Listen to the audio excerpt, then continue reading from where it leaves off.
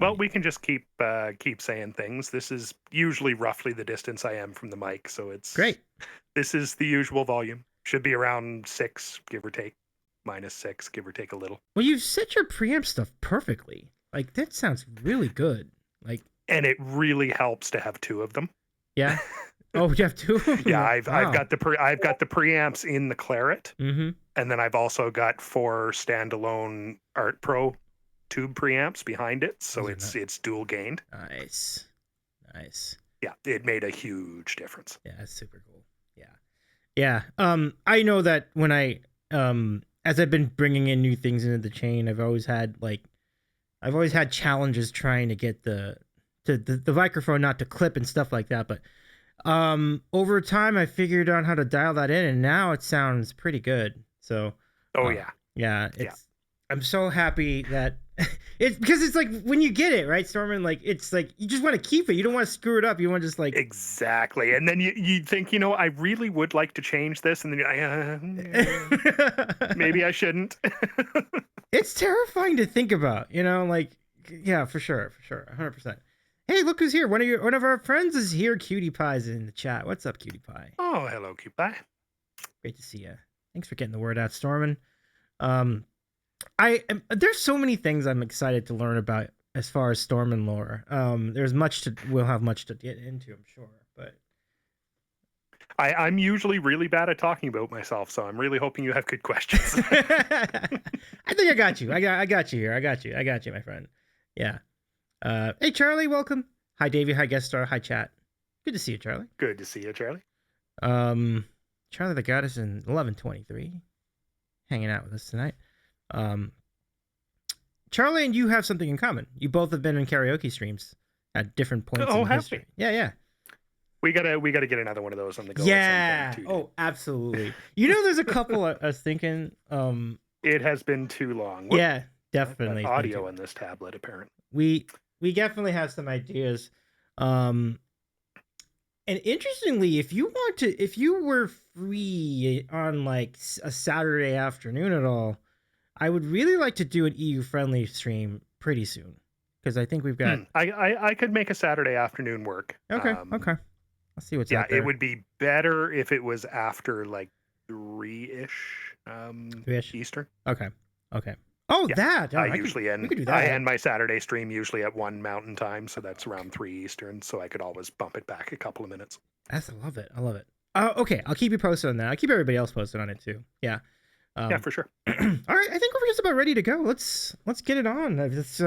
I'm excited for your sandwich, and I'm also excited for my own sandwich. So, yes, let's do the thing. Here we go, everybody. It's sitting there taunting me right now. Is it really? It smells delicious. Amazing. I've never had this one before. So. Oh, well, that's very exciting. Very exciting.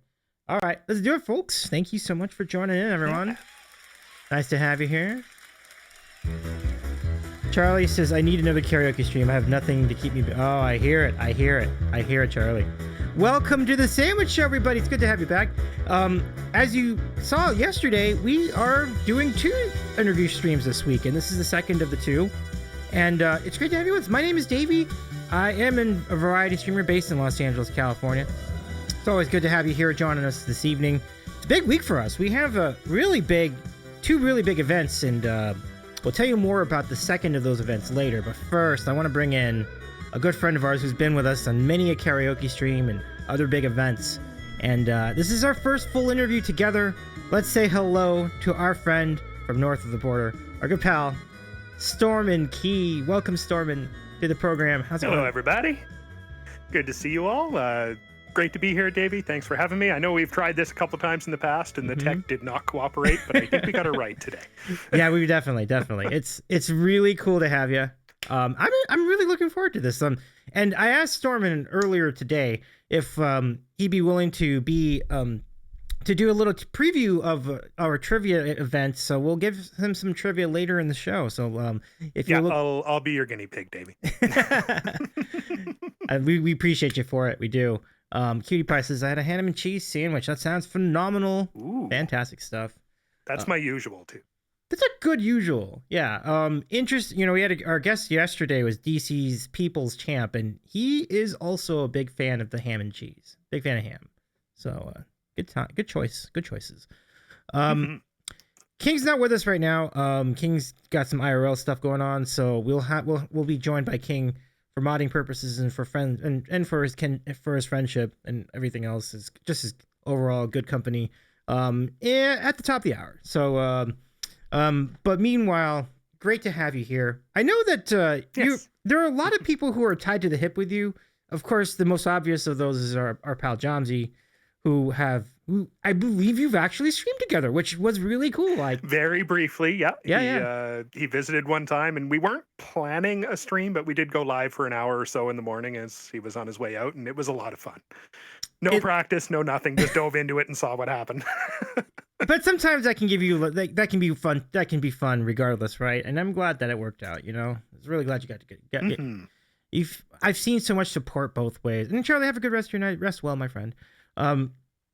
I've seen like the mutual respect you have for one another. I remember Jomsy like stumping hard to get you the espresso machine. Like, I'll never forget that. That was great. He's a heck of an artist. Yeah, 100%. So, and I've seen you support Jomsy a lot. Like, I've seen you on his stream. I believe you're a mod there. I'm not sure though.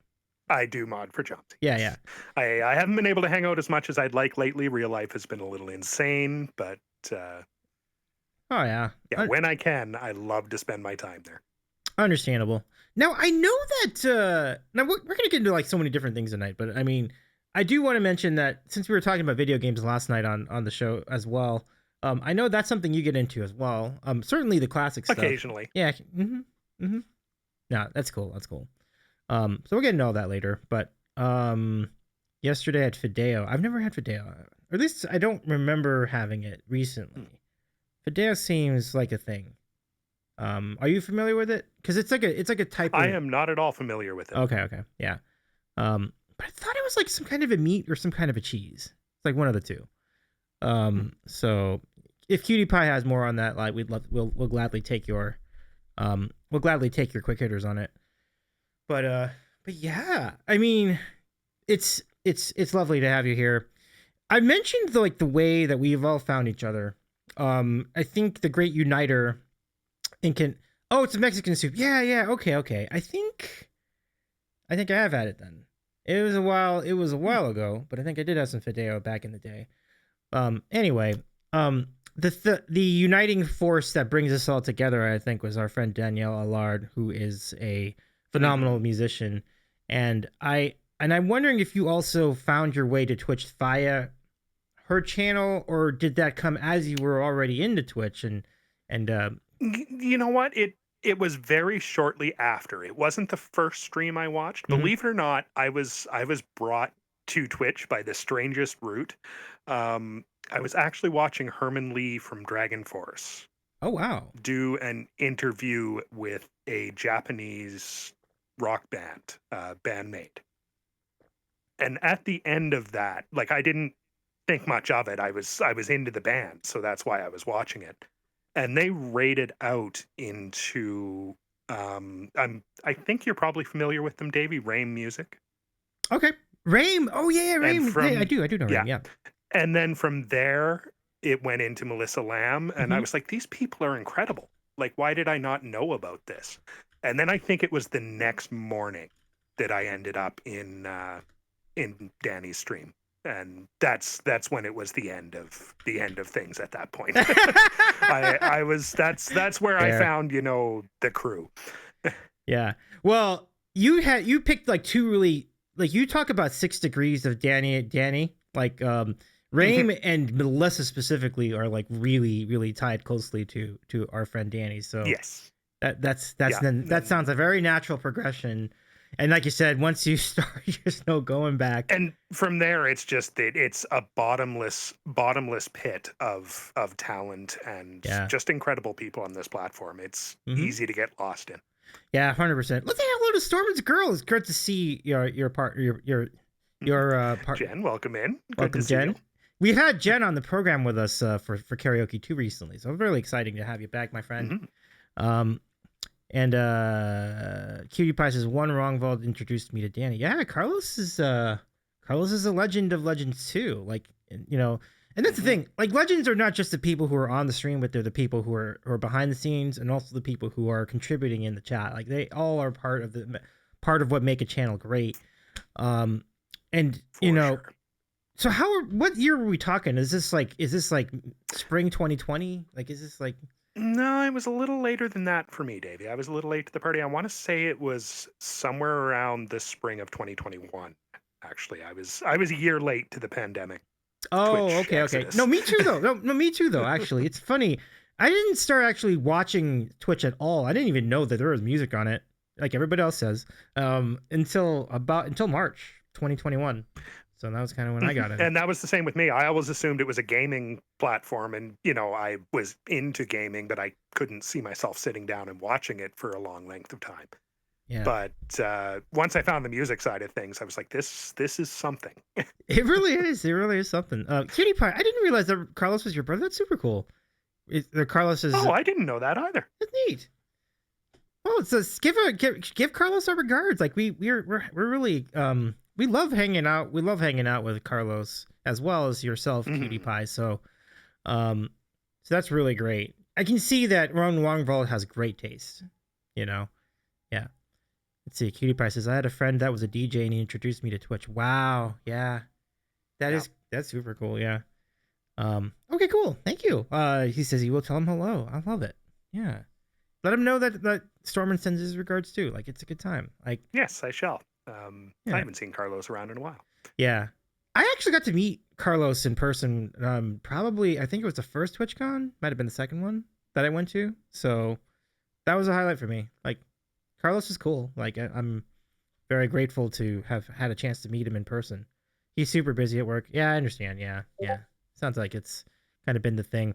Now, Stormin's girl and you were getting into Mortal Kombat. I remember when we were together last time on Karaoke, or there's a stream where we were talking about video games, and I think that was like one of the things we got into. Oh, you were playing the game, right? And then how did that go? Like, I'm trying to remember. Yeah. I don't recall offhand, Davey. Oh, that's fine. I'm drawing a blank a little bit. It's been busy for me too, so I don't exactly remember all the particulars. Jen says, "Oh yeah, we played that. He kicked my rear." Oh, now I'm in trouble. I don't remember this at all. Oh, Game Fest. Yeah, I guess we did. Okay, that's right. Game Fest. Good times. But yeah, that's pretty sweet. And so you started just watching Twitch around then. Did you have a specific moment that inspired you to be a streamer? Because I think we talked before about how you've already had like experience playing music up to that point. Well, up to that point, I had always been an instrumentalist. I played guitar, I played piano, I played flute, I played anything I could put my hands on that would make noise. I used it as an instrument. I had never done anything vocally though, so that was new with Twitch. Oh wow!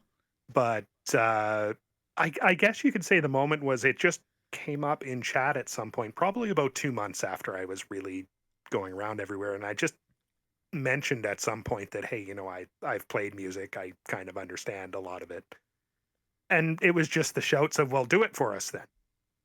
And I backed off. I've always been naturally a shy person, and I'm like, I don't think I really. And then I realized, I looked around the room I was sitting in, and I'm like, you know what? I only really need one more piece of gear to make this work. Why don't we just give it a shot? And that's where it all started. The only thing I needed was a microphone, this microphone specifically, and everything else I had already had. So good pick for microphone too. Like I've done enough podcasting in my life to know what all the microphones look like. It looks like that's an AT2020. It sure is. Yeah. Do you know another prominent musician on Twitch who also uses an AT2020 regularly on stream? I can't name anybody specifically off the top of my head, but I know I've seen many of them. Oh yeah, right. Because it's really not just any one person. There's a bunch of people. Yeah. So good point. Yeah. Good answer. Yeah. But several people do. Yeah, no doubt. It's like it's out there for sure. Your pop filter. Yeah, it's a very good starter. You can definitely get better microphones, but when you're just looking for something to get started, it's a good one. It is a good one. I mean, it's remarkable value for the money. Yeah, and exactly. The price is right and the quality is there. Yeah, definitely. And Jen says that I. Oh no, this is talking about the video game. Yeah. No, that's really great. Now, in getting yourself the confidence to start singing along with the songs that you did, what were some of the aspects of your journey to becoming a vocalist over the song, including what later on your original music, which has been just as cozy a vibe as your other song as your covers have been. I will very much say to anybody out there that's looking to get started vocally, one of the most important things is to have a coach, to have a teacher, to have somebody to listen to you, because you can't judge yourself. Yeah. When you're singing, you don't know, even if you know what needs to happen, you don't necessarily know how to make it happen, and that's what the instructors and coaches are there for. Yeah. Mine has been the three that I've had have been incredible for me. Um, I'll know what I want to do, but I'll have Mm-hmm. no idea how to get there. Mm-hmm. And they will understand. Like, they'll look at me and they'll go, "Well, have you tried doing this?" No, I didn't even think of that. And suddenly, I find every few months there's a jump. There's there's a period of 3 months or so where nothing seems to change, and then everything comes together and Oh. you hit another level on things. Yeah. So this applies to any instrument, not just voice, but I always recommend for you to have a teacher. That. In the days of the internet, it's really easy to go online and learn all these things yourself. The information is there. But a lot of times there's also like conflicting information and can be Oh hard to yeah. tell what to listen to. And having one instructor can help to focus that Yeah. a lot. Yeah, that's a great call. I've known a few, like a good, actually more than you might even imagine. Like some of our friends on Twitch have gone to vocal coaches to get training and get to learn how to maximize what they can do with their voice, and the Mhm. benefits are extraordinary. You're absolutely right. Like Yeah. And I mean, it's the proof is in the pros as well. Like, you yeah, will not find a pro vocalist that hmm doesn't also have a coach. yeah. They're not doing it all themselves. That's a good call. It's a good call. I mean, people are always working on their craft, and it's kind of neat to see how that evolution carries. It's interesting to see that you hit new gears. Like it will just suddenly something will click, and you'll move into another frontier with it. That's really neat. Exactly. Yeah. Um, when you started learning when you started working on your voice, were there anything specific details to how you sang that you really wanted to change? Like, was it too high? Was it too squeaky? Were you not, were you, Well, to be perfectly honest, when I first started, okay. like I can't even listen to my first streams anymore. I put them on for about 30 seconds and I Oh, just immediately close out. I'm no. like, I can't do it. I Wow. just can't. But like when I first started, my tongue was getting caught in the back of my throat. The sound wasn't coming out properly. Like, there was so many things wrong. Oh, wow. But uh but yeah, it's I think the main thing I've always wanted to work on, and what I'm still working on now, is getting the presence and tone. I've Mm-hmm. always been really good at hitting the notes. Uh-huh. Like, I can get on the note, but getting the tone and presence and fullness of voice has always been a problem for me, and that's what the last 3 years I've really been working on. Oh, that's awesome. That's awesome. Well, I've definitely heard your voice like evolve over time too, and even just in Oh, my casual listening, oh yeah. it's been really great to hear.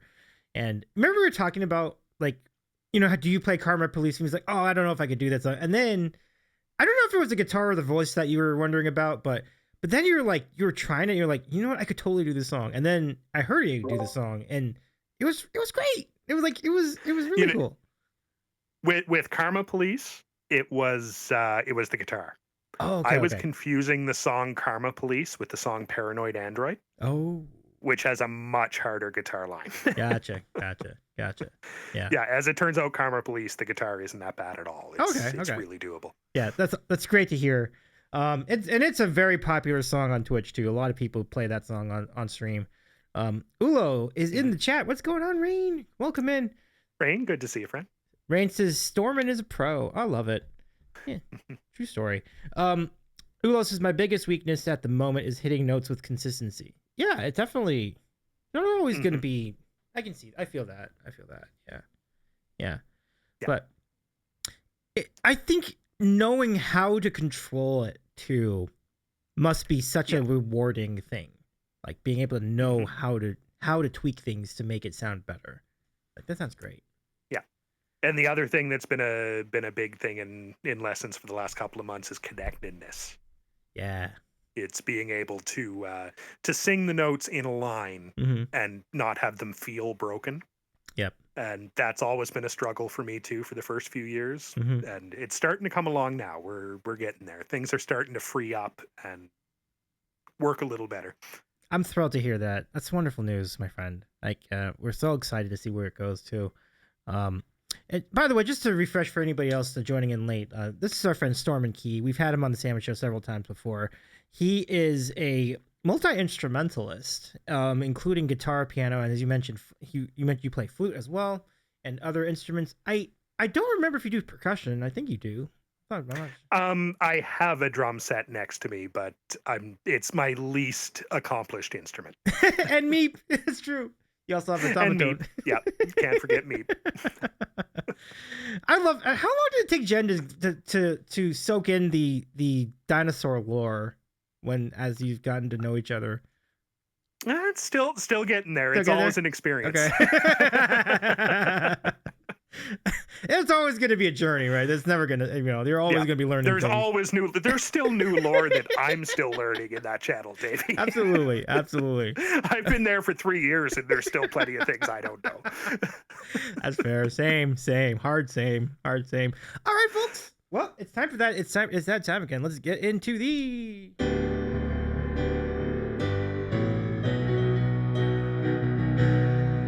All right, Sandwich of the Week. And let's see who we got. Now, I know Stormin said the sandwich was staring him in the face. So let's go right to Stormin and see what you got. Okay. Well, the plan was originally I was just going to go very full-on Canadian and get a Montreal smoked meat sandwich. Ooh. As it turns out, the deli down the street closes at 5 o'clock. Oh, no. That made me sad. So instead, we went with something different. We're going to try something very new to us. And what we have is a lemongrass-infused barbecue chicken. Oh, wow. With crushed peanuts, some onions, some pickled carrots. It's been calling my name since I picked it up for the stream. Yeah, that looks amazing. It's got a lot of banh mi vibes, I would say. Banh mi, kind of like. It is, yes. It's very, very Vietnamese. It looks So great. I guess we'll just try a bite of it. Do it up. That baguette looks amazing, by the way. That looks really good. Really, really good. Yeah, that's tasty. I love it. That's some good stuff. For sure. All right, so can enjoy. Let me show you what I got tonight. We've gone to comfort food tonight. This is a little bit of a twist, though. I've had peanut butter and jelly plenty of times on the Sandwich Show before, but this is the first time probably in the history of the program I'm doing chunky peanut butter. I've been very loyal to the creamy peanut butter for as long as I can remember, but tonight we're going chunky. There you go, or crunchy if you will. And we're also doing grape jelly instead of like strawberry jelly. And I really like it. Grape jelly is really good. So let me give you my report on how this will come together. It's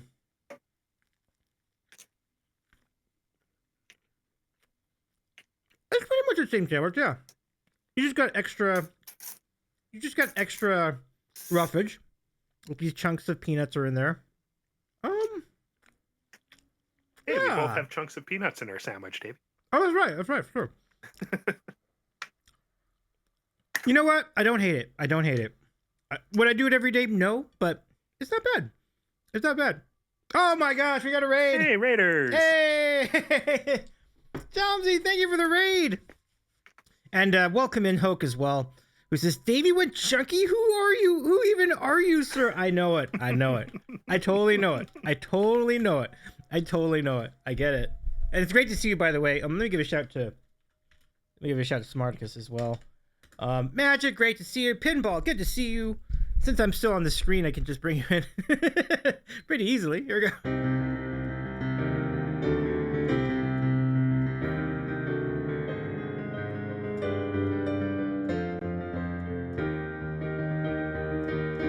protect the riot. I protect the riot.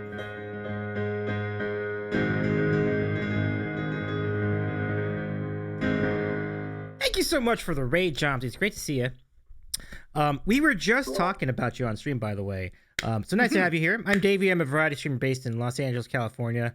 And tonight we are here with our good friend and and Joms' mutual friend, StormInKey, who is so kind to spend some time with us this evening. Joms, how was your stream? I hope you're doing well. Folks in the chat, please follow our incredibly talented being, the awesome Jomsy on stream, if you're not already. And Jomsy is now based out of the awesome creative city of Ottawa, in the province of Ontario, in the awesome country that is Canada. And Jomsy says, "Oh man, am I an emotional support Albertan anymore? I'm from Alberta, but I don't be in Alberta. Stormin help. Oh yeah, nah. That command needs an update. I thought I updated that. Oof. Oh well. Stream was good. Nice. I don't know. The problem is emotional support Ontarian or Ottawa. What are people from Ottawa called? I don't know. I don't know. Either way, it doesn't have the same ring to it. I think we just keep Jomsy as an honorary Albertan. if he's okay with it. I'm fine with it. It's kind of like, I think I can speak for all of Alberta, right? Yeah. I mean, once an Albertan, always an Albertan. I guess that's kind of the way you would go about it. Unless you don't want to acknowledge, if you want to be, that is, I don't want to force it on people, but yeah. And then our pal Spartacus is just an awesome friend of ours. Like, it's great to see you again, Hoke. I mean, the people out here definitely call me an Albertan. Oh, that does that stand out? I say go for it. I'm happy to keep that claim. Okay, cool. Let's roll with it. But yeah. Let's see. So let me just do a poll really fast, even though I have no mods in the chat at the moment. But I'm going to start my own poll. Manual poll. Crunchy peanut butter. Crunchy. Ooh. Or creamy peanut butter. I have to specify. If I don't specify peanut butter. Yeah, you better specify that one, Davey. That's gonna get bad. Okay. Okay.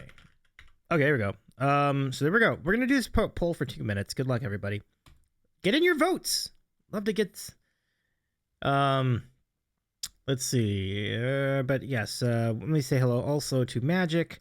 Oh, look at those noobs. Oh, I believe you're right. Good to see you, Magic. Here's my sandwich of the week, by the way. I have a peanut butter and jelly sandwich, but tonight I'm using crunchy peanut butter. Very unusual move for me. And Stormin, your sandwich? Mine is I already forget what it is. It is a lemongrass barbecue chicken with crushed peanuts, pickled carrots, and some sliced onion. Because I love it. And it's so good. It looks so good. So enjoy it. Now, because I'm having peanut butter tonight, I need to have coffee. Otherwise, it's going to stick to my mouth all night. So, it really is, right, Comedy? Like, John says, "Oh, dang, that's a baller sandwich."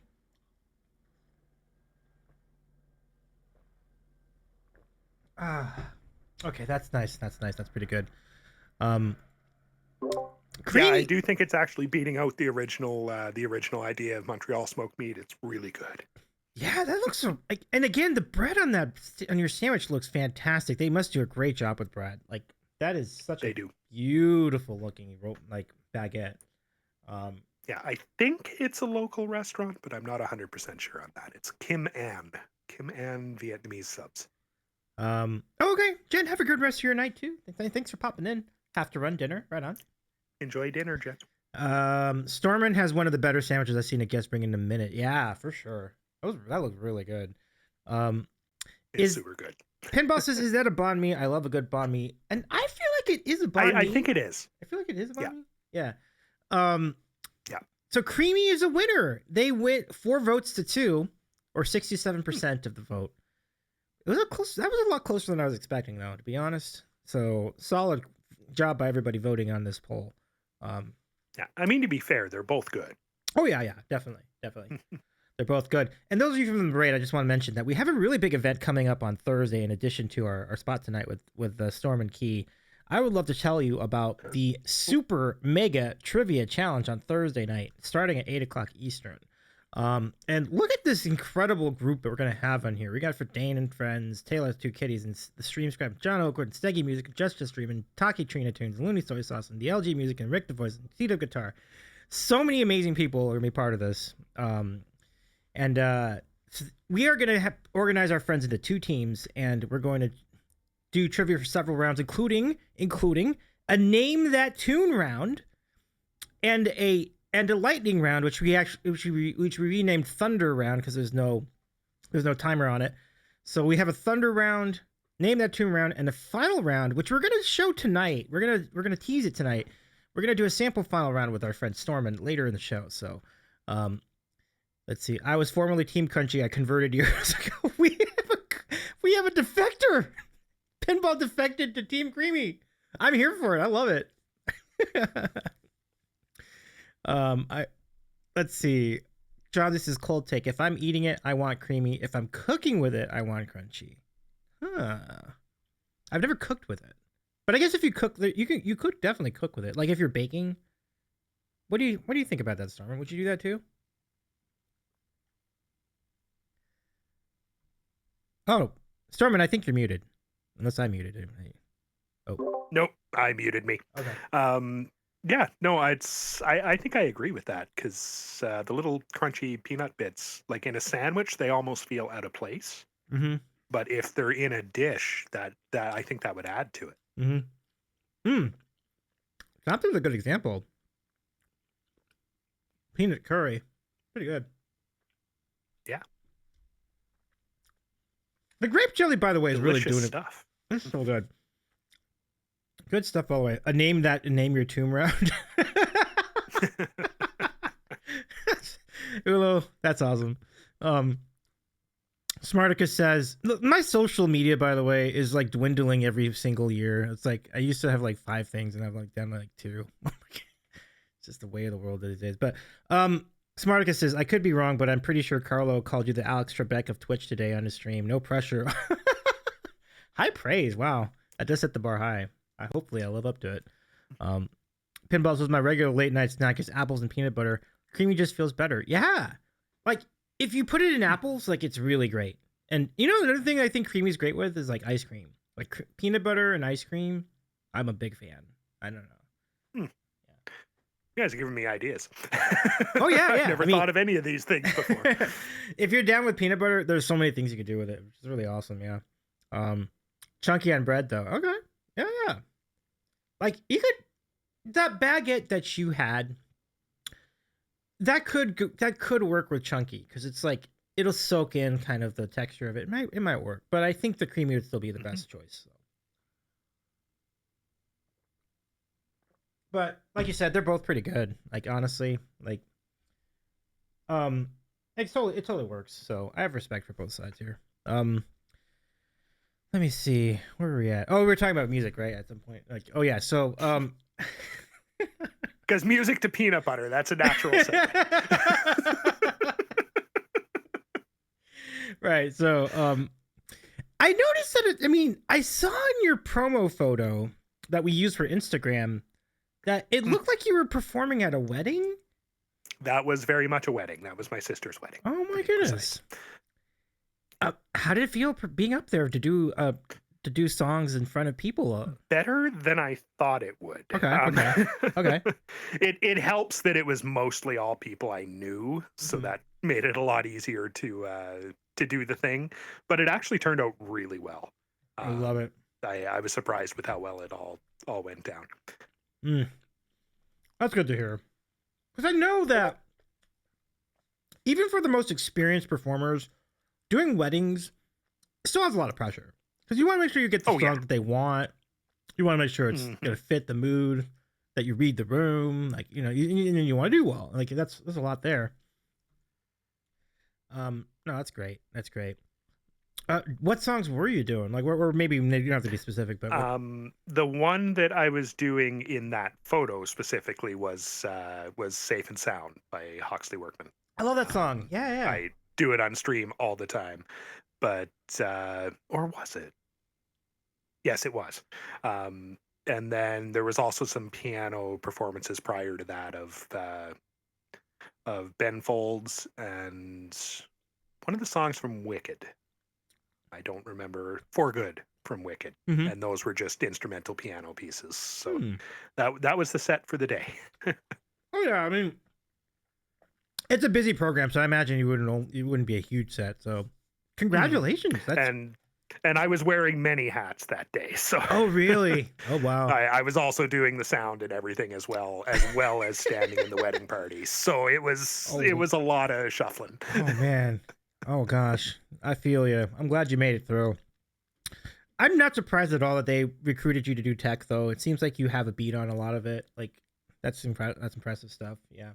Yeah, it all worked out really well on that end too, which was good. Yeah. Have a great Lyric Pinball. Great to see you tonight. And again, tomorrow, I mean Thursday, it's gonna be quite a banger of a show.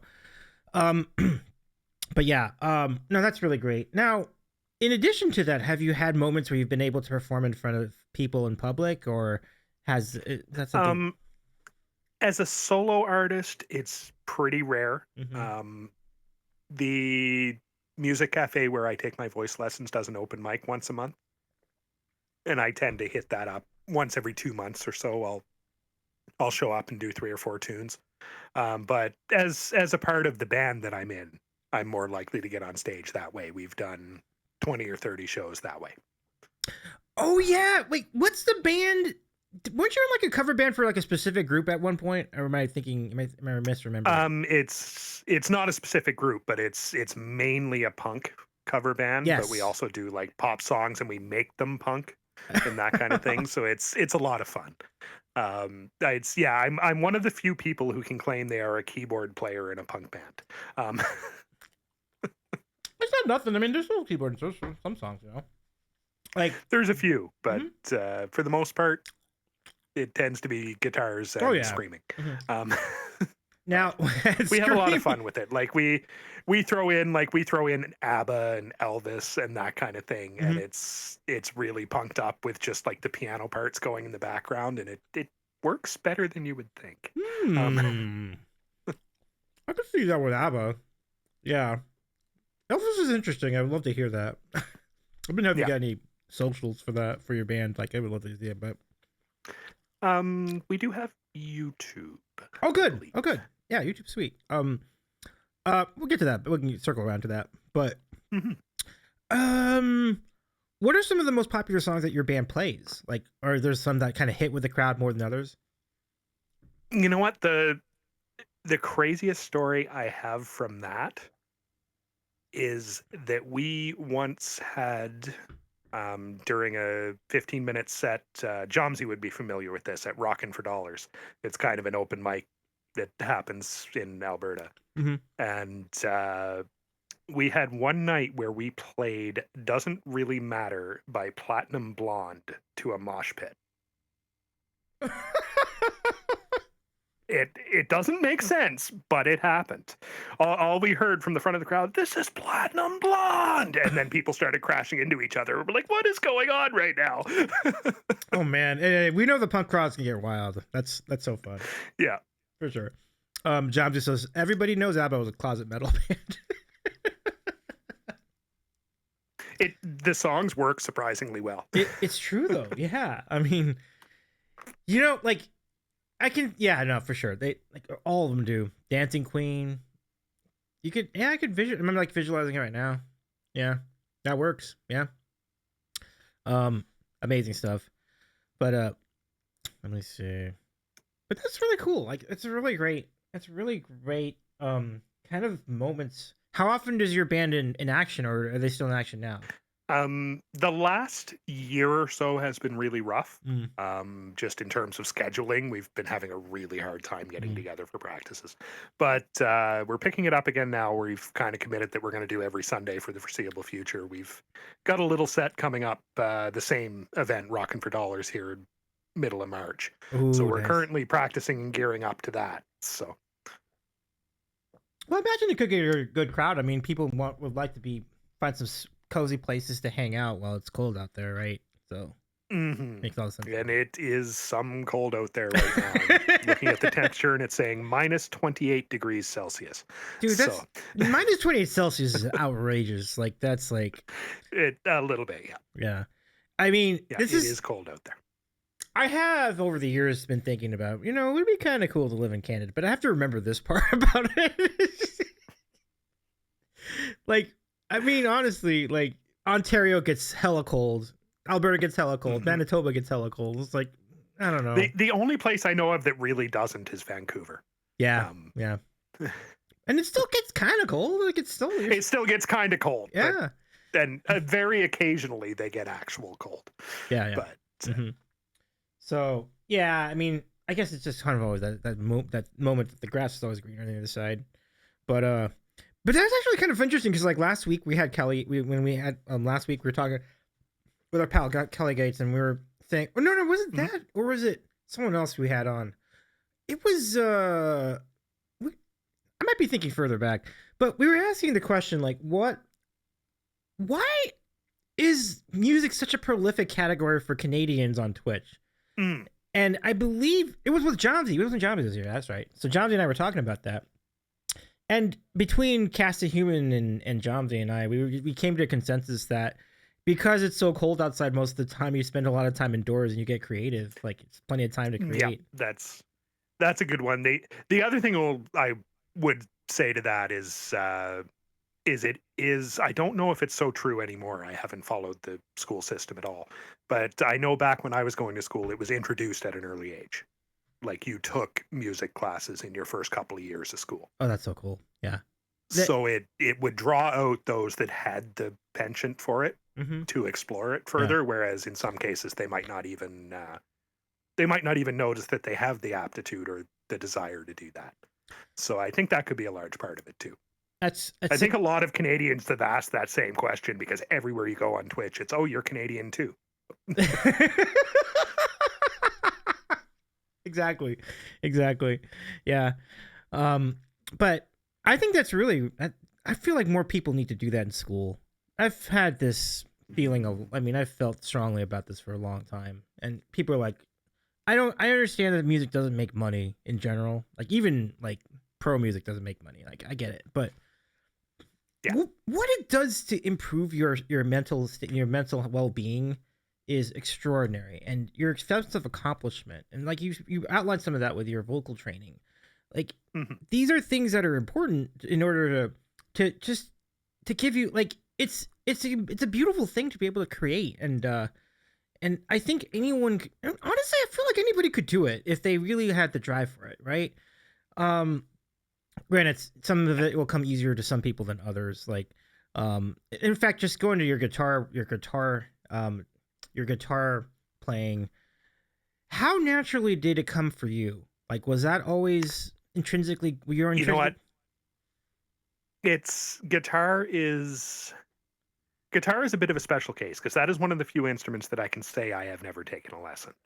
Um, Harkening back to me saying earlier that you should always have an instructor. That on guitar, I did not. I did Mm-hmm. teach myself that one myself. Um, but I would say the biggest struggle I have with guitar is in applying the theory to the instrument because Mm. I was trained as a pianist. I was trained as a classical pianist, not a Oh, guitarist. really? So trying to apply what was learned through all of my years of learning piano to the guitar is more difficult than when you would think because they're very different instruments in that regard. Um, so that's the challenge with the guitar. I would say guitar does not come naturally to me. I'm still very much learning that instrument every day. Um, Right, right. See, that's a good nugget. I did not know I thought you came up doing guitar first. You were brought up as a classical trained I pianist. was originally Wow. a pianist. Yeah, I mean, if you go far enough back, I started on the recorder, but but Okay. after that, after I picked up the recorder and had a penchant for that, Yeah. that's when piano became a part of my life, and I've been playing piano since I was like 5 or 6. That's fantastic. Wow. So How adept? Wait, let me catch up on chat before I get this. But so Pinball says music helps make you happy. It, for me anyway, it really does. I mean, Stormin, can you speak to that as well? oh, definitely.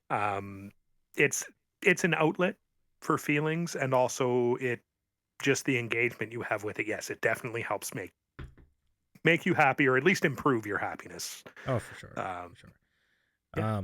Jobs, says music class. Quarter gang represent. And Spartacus says, I think in our day and age, Jomsy, pretty much every kindergartner got a recorder. That was just part of the deal. You went to school and you were issued a recorder. That was how it worked. Much to parents' chagrin.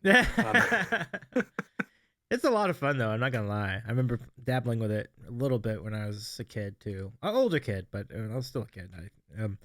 Smarticus says, "Are there any good streamers who play recorder?" I know one right off the bat.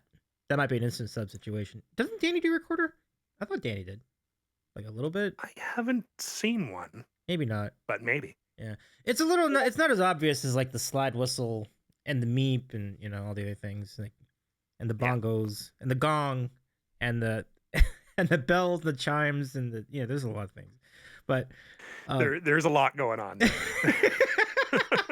So it takes a while to figure out whether Danny does recorder. I don't know, but let's see. Yeah, you got the bongo tap down. Perfect. Yeah. I do know that Andy the Frenchie does recorder. I don't know how frequently she does, but it's a thing. So I'll shout out Andy's channel. But go follow anyway, because like Andy's like extraordinarily talented. Okay. Let's see. Smarticus says that might be an instant sub situation. Oh man. Well, I hope you enjoy our recommendations. So Danny and Andy for sure. I'm sure there's others. I'm sure there are many others. Like you said, everybody in kindergarten got one. So I imagine there must be plenty of streamers out there in the greater Canada that probably have a little bit of recorder in them. Smarticus says, Andy is a right. Haven't been there in a minute. Yeah, for sure. But yeah. So what was I going to ask? I was going to ask you something else. We were going to talk about... I don't know why I forgot. Ooh. I'm going to... Whoa. Yeah, Jomsy. Yeah. That sounds like a great idea. Going to buy a recorder and put it through an effects pedal. Now that has potential. That sounds really good. That's kind of amazing, actually. I don't remember what I was going to get into, but Stormin, I would now like to segue us to the chat's questions in what we now will call America's favorite, North America's favorite moment. There you go. In Twitch broadcasting. Do the dance. It's time for random questions. Good stuff. Ask us anything. I think that just needs to be the intro from now on. It should just be like that was excellent. Thank you. That needed to happen. Big thumbs up on that. Thank you. So it is that time, folks. So you know what to do. Let me just open up the queue here for a second. And it's actually open. Okay, so use exclamation point question followed by your question. Enter that into the chat, and we'll take your questions in order, and we'll roll on through for the rest of the next few minutes, and then we're gonna go into some trivia with our friend Stormin, and we wish you the best of luck. Your goal, Stormin, if you choose to accept it, is to get up to 25 points in trivia later in the stream. We'll see if we can get there. Oh, here's a question from John. I love it right off the bat.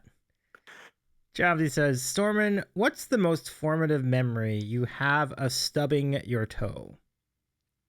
You know what? I haven't stubbed my toe very often, Jomsy.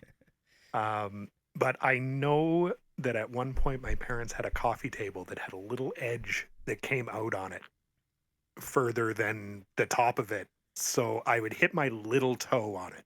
Not the big toe, but the little toe all the time. And that's what I remember of toe stubbing is I used to curse that coffee table something fierce. That's about the best I can come up with for that question. That's amazing. Yeah. The Definitely little one is... I think one of them is still a little crooked. I'm not going to lie. Oh, no. Oh, wow. That's wild. Yeah. Heck that coffee table. Absolutely. Yes. Heck it. Heck it. Heck it all to darn. Oh my goodness. All right, so yeah, the little toe is the worst. That's got to be that's extreme. That's particularly painful. So I feel terrible for you there, or I did at the time. Um, so let's go to Smarticus's question. Keep him rolling tonight, everybody. We would love to take some more questions here. We'll go for a few more minutes with this. So we do a rapid fire start. Smarticus 77 question. Aside from having a front row seat to multiple years of Dino chaos, what is the craziest Twitch music moment you've witnessed, including your own streams? You know what? My streams aren't very crazy, so I can't really call it a crazy moment from there. I think the craziest I've seen probably would be it was shortly after I joined Twitch. Even it was maybe 2 or 3 months into it. Like I hadn't even started streaming yet, and I was just hanging out in a smaller streamers chat, and they got raided by people that basically dropped the better part of $20,000 all at once. What? That was crazy. Yeah, it was ridiculous. It was back when crypto was big on Twitch, and it was those guys. They just came in, and Oh, we didn't know man. what was going on. Like it was maybe this person only had at the time maybe 700 or 800 followers, Wow. and they just kept spamming to set this up and do this. And everybody is basically we're trying to figure out if it's legit. Like we're assuming Yeah. there's something untoward going on here. Nope, no, it was 100% legit. And Wow. yeah, that was probably the craziest moment I've seen. Yeah, that certainly beats a lot of moments I've seen in Twitch. I mean, that's pretty wild. That is pretty wild. Did they barf? Says John B. Great question. I don't believe they barfed, but they were definitely surprised. I just imagine some of our friends having, if that happened to some people that we knew, I mean, how overwhelmed they would be. Like, that's pretty nuts. Yeah, it was absurd, is what Yeah. it was. But Look, yeah, it really was. And Hoax says, I've seen some insane stuff, but nothing like that. Yeah, same here. Same here. Was it in the form of dollars, or was it in the form of like bits and mostly in the form of crypto, of Ethereum at the time. So you could actually donate crypto directly in the stream? I didn't realize that. That's pretty interesting. Well, they basically had this person set up a wallet, and they just sent money to that wallet. Okay. So it was all done. It was off platform, but it was all Oh. trackable. Like we could see what was happening. Wow. It was crazy. Yeah. Pinball says voice unmuted comes to mind. Oh yeah, that's right. Yeah, voice unmuted definitely comes to mind. Absolutely. Katie is got a does it work? I think it does. Yeah. Yeah, Katie's had some wild moments. Like maybe not $20,000, Oh, but yeah. definitely in the neighborhood of $20,000, like $5,000. I saw that one time. Like it was nuts. Yeah, and Katie does get overwhelmed in those moments too, but for good reason, you know. Mhm. And she deserves it too. I mean, no doubt about it. So, yeah, just did a shout to Yeah, her. incredible performer, very unique voice. Yeah. A big fan of Katie. Oh my gosh, Big fan absolutely. of Katie. Same, hard same. Amazing performer. Let's see. Some very generous community. Yeah. Some very great charity events as well. Yes. Katie has been one of the big leaders in charity events, meaning like I feel like she's been very sympathetic to charity streams and charity readathons. So that's certainly commendable. Her interest in charity and giving to others, like it's really cool. And they come through like all the time. It's fantastic to see.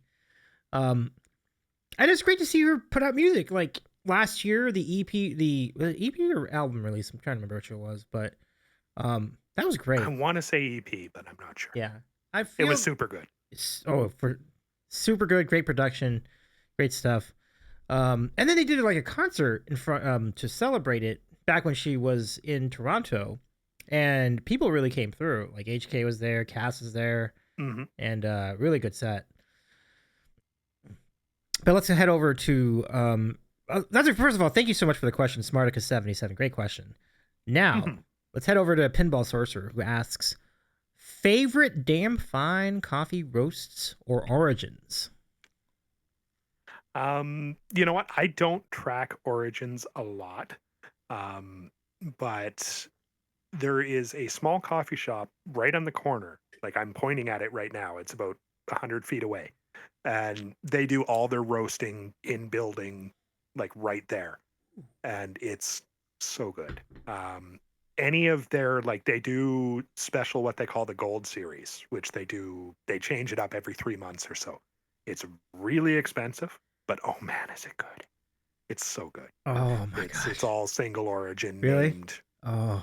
Yeah, it's really good. I'm a little coffee spoiled, just because it's right there. I've occasionally had coffee this good, and it's like it's mesmerizing. Like it really just takes over your palate. Like it's really good. It's strong, but Mhm. it doesn't taste roasted, if that makes any sense. It tastes like coffee. Exactly, Yeah. and there's so much variety in coffee, and you Mm-hmm. don't notice it until you get into it. Yeah. Like, Yeah. if you're just used to your everyday Folgers, Maxwell House, whatever, that's not coffee. Oh my gosh. There are people who still drink those? Oh my goodness. Oh. No, yeah, I feel bad for people. No, I'm just kidding. That's not even But close. yeah, it's Totally. there's a whole world. Like, I don't fully understand. Like, you read the packages and they say, notes of blueberry or apricot. I don't get any of that, but they do taste different. Yeah, okay, cool. From one to the other, there is differences in flavor I for sure. 100%. I feel the corollary between coffee and beer. Two things with it, right? I think for some Similar. it's an acquired taste. It's like if you're not into it, you're just not into it, at all. But as you get into it, that's the more you get into it, the more you're going to notice the differences between them. And I think that's kind of the takeaway I have. But Mhm. yeah, it is amazing coffee. We are spoiled. Oh man, Yeah. you're in a good spot. So you must be in a pretty walkable neighborhood then, if you have it that close to you? I am right off of the corner of a very walkable neighborhood. Okay. The walkable neighborhood is just walking distance from here. Let's put it that way. That's not But bad. the Yeah. coffee shop just happens to be right there. Yeah. Jobs Oh is yeah, I guess confirmed. Jobsy has had it as well. Yeah, nice, Jobs. Sweet. Smarticus says I've tried for 10 years to get into coffee, just hasn't taken hold. That's understandable. Like, some people are tea people, some people are coffee people, some people are soda people. So there's no right answer there. There are good reasons to be fans of anything really. Let me see. Anything else in chat I should catch up with first? Very generous. Yeah, absolutely. And some people are whiskey people. Oh, true. That's a good call. Yeah. Mhm. Yeah. I'm down for a nice shot of whiskey. Not bad. So thank you, Pinball, for your question. Pinball's a big fan of coffee too. I understand. So Mhm. and I believe that Pinball is from the Seattle Tacoma area, like the greater Seattle SeaTac general metropolitan area. But so good times. I do enjoy me some coffee. I love it. Hey, Mhm. John, this is hey. I And drink. Jomsy is an equal opportunity beverage consumer. We appreciate you for it too, John. I love it. I drink leaves and beans. Phenomenal. I love it. Here's Hoke's question. And it is, what is your favorite guitar tuning? I'm going to be real. I'm not very exploratory on tunings for the most part. I know standard. I tend to stick in standard, and well, drop D, which is standard with a twist. But there is one song I do that's an open G, and I just love that song, and I love the way the open tunings rings. So I do like playing around with various open tunings at times where you're just kind of doing one string at a time and letting the drone notes ring, and it's a lot of fun. That's really neat. But yeah, exploring tunings, I understand it, but I don't do a lot of it. Okay. Solid. Welcome back, Cutie Pie. Nice to have you back. Hi guys, I'm back. My phone decided to freeze. Ooh, sorry about that. We are taking questions, so Cutie Pie, if you'd like to throw a question, use exclamation point question followed by the question itself. And as you do, we'll go get to Ulo's question next, which is, what are some things musically you would like to explore, learn, have the chance to play with this year? Have the chance to play with. Interesting. But let's see. You know what? I say this every time this comes up. I do need to get more familiar with looping, but we're getting there. So I'm not going to say that this time. I'm going to come up with something else. I think this year the biggest thing that I want to do is lean further away from the cover songs and write a lot more. So writing is going to be a big part of what I'm trying to do this year. Um, I've mostly been a cover artist to this point. I do have a few original tunes, of course, but I want to expand that catalog this year. So getting words down on paper is the big thing now. So what is going to get explored musically, I think, is going to depend a lot on what those words are and making the music fit the vibe of what the message is of the music. So I don't know what it's going to be until I get more out there, but yeah, I would like to get a lot more piano in the stream. So there's probably going to be a lot more instances of playing piano and singing rather than guitar. Okay. Now that I have the camera set up that can do it. Yeah. That was always the thing. It was always a pain in the butt to change things around. But now that I have, an easily movable microphone and that kind of thing, it's a lot easier to make that happen now. Oh yeah, I can see it in your shot. I can see it in your video, in your camera. So that's pretty well situated. Yeah. Yeah, and also there's a top-down camera here, Oh. and there's another one that faces this way. Ooh. So I can just turn like this. Yeah. And then, Stream Deck button and everything makes sense. Pretty nice. Yeah. That's Yeah. pretty cool. Yeah, so Cutie Pie, we'll take your question too. Just use exclamation point question, then copy and paste the rest of the question into it. And then we'll take your question too. But that's great. Thank you, Ulo, for your queer question as well.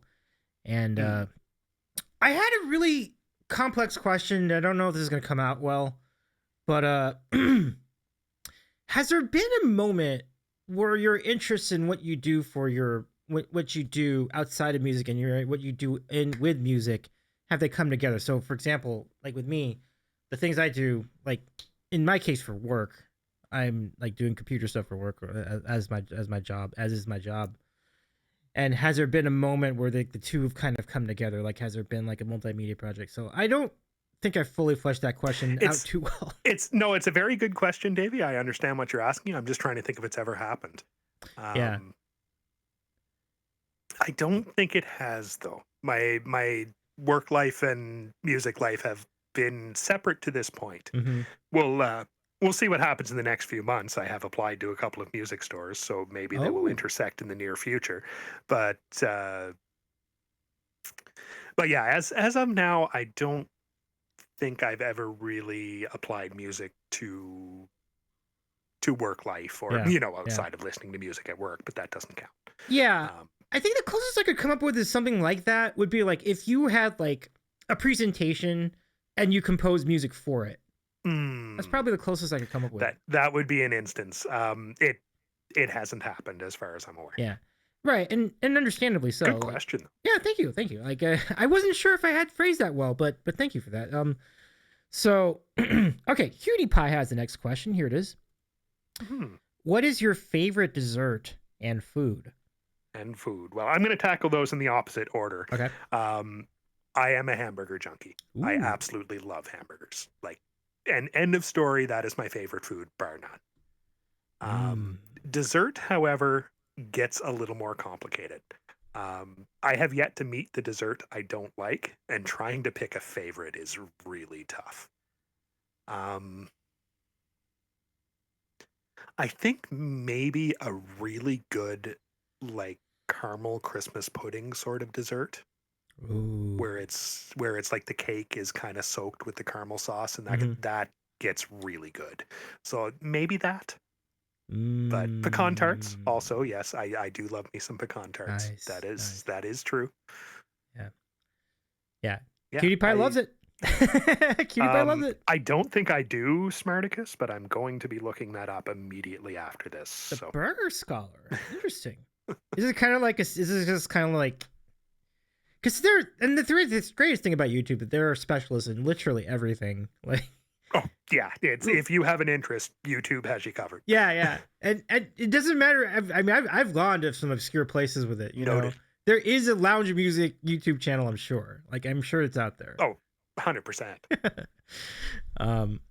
George Motz, he's amazing. Search First We Feast. He's badass. Nice. Thanks for I the think I have heard of First We Feast. I may have seen some of it, but I haven't followed it a lot, but I will now.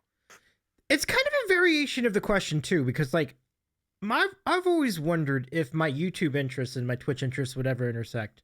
And then they did when we were talking with Johnsy. Like we both happen to be fans of the 8-Bit Guy. I'm like, wow, I didn't even know you're into that channel. Like Love I the love 8-Bit that Guy. guy. Love You it. too? Oh, nice. Okay. Yeah. Unity. That's great. It's a great channel. Yeah. Yeah, it's a good one. All the old technology is just it's a miracle to watch, you know, how all of the stuff worked before the easy days, let's call it that. You had to work for your games. You had to. Yeah. Do you remember like when you used to play games back on PC and you had to figure out the IRQs and everything with the Sound Blaster card? Oh yeah. Yeah, you had to make sure that your sound card wasn't using the same as your joystick, or, you know, making sure you had enough conventional memory and rearranging your drivers so that it all, yeah. Oh man, those are the days. Oh gosh. Yeah. Yeah. Long before plug and play. Oh my gosh, yeah. The days before USB even were like, man, they were gnarly, because like just trying to get a joystick, like you said, even just trying to get a joystick to work was always an adventure. Yeah. Yeah. IRQ settings for the win.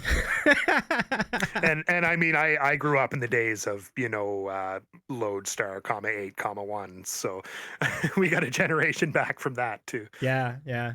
Oh, I love it so much. Cutie Pie, have a great rest of your night, by the way. It's good to see you again. Well, guys, I'm going to bed. Sweet dreams. Sweet dreams to you too, Cutie Pie. Good to see you. Sleep well. Yeah. King and Daybreaker, I believe, has entered the chat. What's up, King? A wild king appears. Let's give our friend a King a shout out. And I don't have water nearby, but mango juice will have to do. Did you get that from the sandwich shop too? That looks amazing. I did. Mango bubble tea. Big time thumbs up for me on that bubble tea. That looks phenomenal. Super good. Well done. So good night, Cutie Pie. Thank you for the question, and shout to our friend King Dambreaker, who has joined us in chat. Welcome in. Extra bonus points for Stormin on that beverage, right? Like, it's a great beverage. Thanks, King, and good to see you, pal. Yeah. So, King, I just want to fill you in on a couple of things. Well, as you've segued in, our sandwiches tonight. I had a peanut butter and jelly sandwich with crunchy peanut butter, which is rare. I don't usually go crunchy. And Stormin had a. Mine still exists. I'm gonna finish mine after stream. So okay, yeah. We've got a lemongrass barbecue chicken with crushed peanuts, sliced white onions, and sweet pickled carrots. It's very good. It looks amazing. Yeah. Smarticus was dismayed by my decision, as you can see in the chat. Have a good lurk, Pinball. Great to have you. Great having you in the chat as well. And yeah, we're in for some fun times. And as I mentioned at the beginning of the show, we are going to do a little preview run of our super mega trivia challenge with Stormin. Stormin will be a guinea pig for this contest. So we'll do some sample questions. The regular questions are actually going to be questions we'll use on Thursday. So you're going to actually have the first run at the board. So those of you watching, if you want a little bit of extra intel or an extra advantage in the game, if you happen to be, in fact, even more so, if you're going to be on the show. And who's going to be on the show? Here's who's going to be on. If you want to, as Davey peeks at the user list to see who's cheating. But technically, you could cheat by watching this tonight, as long as you can remember what we were asking. So we will go through some of these questions together, and we'll see how it goes. But I'm excited about that too. So, but first, some more questions for you. Who won the poll? Sadly Creamy. Now I'm confused. I thought Smarticus was pro Creamy here, but Smarticus is not on the show, but will totally text for daily answer. Oh man, the next one of these we need to get more people on it. Like I was just thinking about that too. I'm like, we gotta get even more people on it. Like I thought I had a lot, but I think the next one will have like 21 people. It's gonna be so good. So that means I time out anyone in chat who is participating for 12 hours. That's your call. You are the king. I will give that to you. But voted for Crunchy, but was shocked that you went. Oh, I see. It's wild, right? It's wild. I'll tell you, it's wild. It's a new era. Like it's a new era for sure. Let me see. I think our queue is empty at the moment. So I'm gonna just give you the breakfast question. This is our tradition here. All right, Stormin. Do you pancakes, French toast, waffles, or crepes? I think I got to go with waffles, Stevie. Ah, I think it's waffles. Okay. Yep. Okay. Yep. So I think so. Pancakes close second, but I think I would choose waffles. Right on. Respect. Waffles, very popular choice. It is now taking the lead again in our in our contest. 26 times selected since we started tracking it way back in October 2021. You know, I think the guest was that week, which was a couple days before that, but the guest that week was Carmela. Yeah, that's a long time ago. Wow. But did we do the living or dead question? We did not. I'd love to hear it. Let's throw it on in there, boy. King. Yeah, this is a great question. King does a really cool. Well, I don't want to jump ahead of it, but we'll let King throw it in there. So yeah. But what about? I will do a King question on top of that. So King also asked us a follow-up question, which is, what are some of the venues you would love to play in? Like any kind of venue. Like, oh boy. Yeah. You know what? I've never really had, the dream of playing Wembley or the Royal Albert or anything like that. For me, the best venue is just a small one surrounded by, a cozy group of people taking in the show. That's always been the best place to play for me. I would take that any day to a large stadium show. There's something to it. There's definitely something to it. Like, I'll tell you, Stormin, I think I've had my favorite music experience are almost entirely the medium to small venue experience, like bars, like 30 people venues, those kind of experiences. Exactly. Yeah. I've lived for those. Those are really good. You just feel like you're part of it. I mean, obviously it doesn't work well for the financial aspect of a touring musician, but yeah, in terms of the enjoyment of the show and just the energy of the place, yeah, there's something special about those small to mid venues. 100%. Like, I think the biggest, like, the number that you probably can go to before you start losing that connection aspect, I'm gonna say like 1,000, but maybe it's even less. Maybe it's like 500. I would argue 500. Yeah, I think it's 500. Yeah, 500. I think that's, if I had to put a number on it, that seems like a good number. Yeah. So, I mean, the theatrics of bigger shows are great, but it's just, you're just in it. You're not necessarily part of it necessarily. You know what I mean? It's like, but there's just something special about those smaller venues. Coke says, one of my all-time favorite concert is still the one I went to in a little coffee shop outside of town with 20 people and a band that treated it like an arena. There you go. Yeah. How hype is that? Like, that's so good. Let's see. Okay, so here's King's question. When you're ready. It's a tough one. Oh yeah. So the question is, living or dead, which 3 musicians would you most love to perform with on stage at a live gig? Oh boy.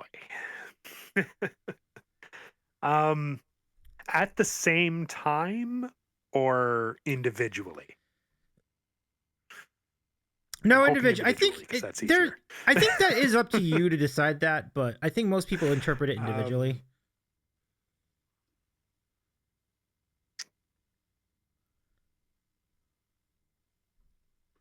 Individual is the assumption. Okay. Okay. This is where I stress my brain.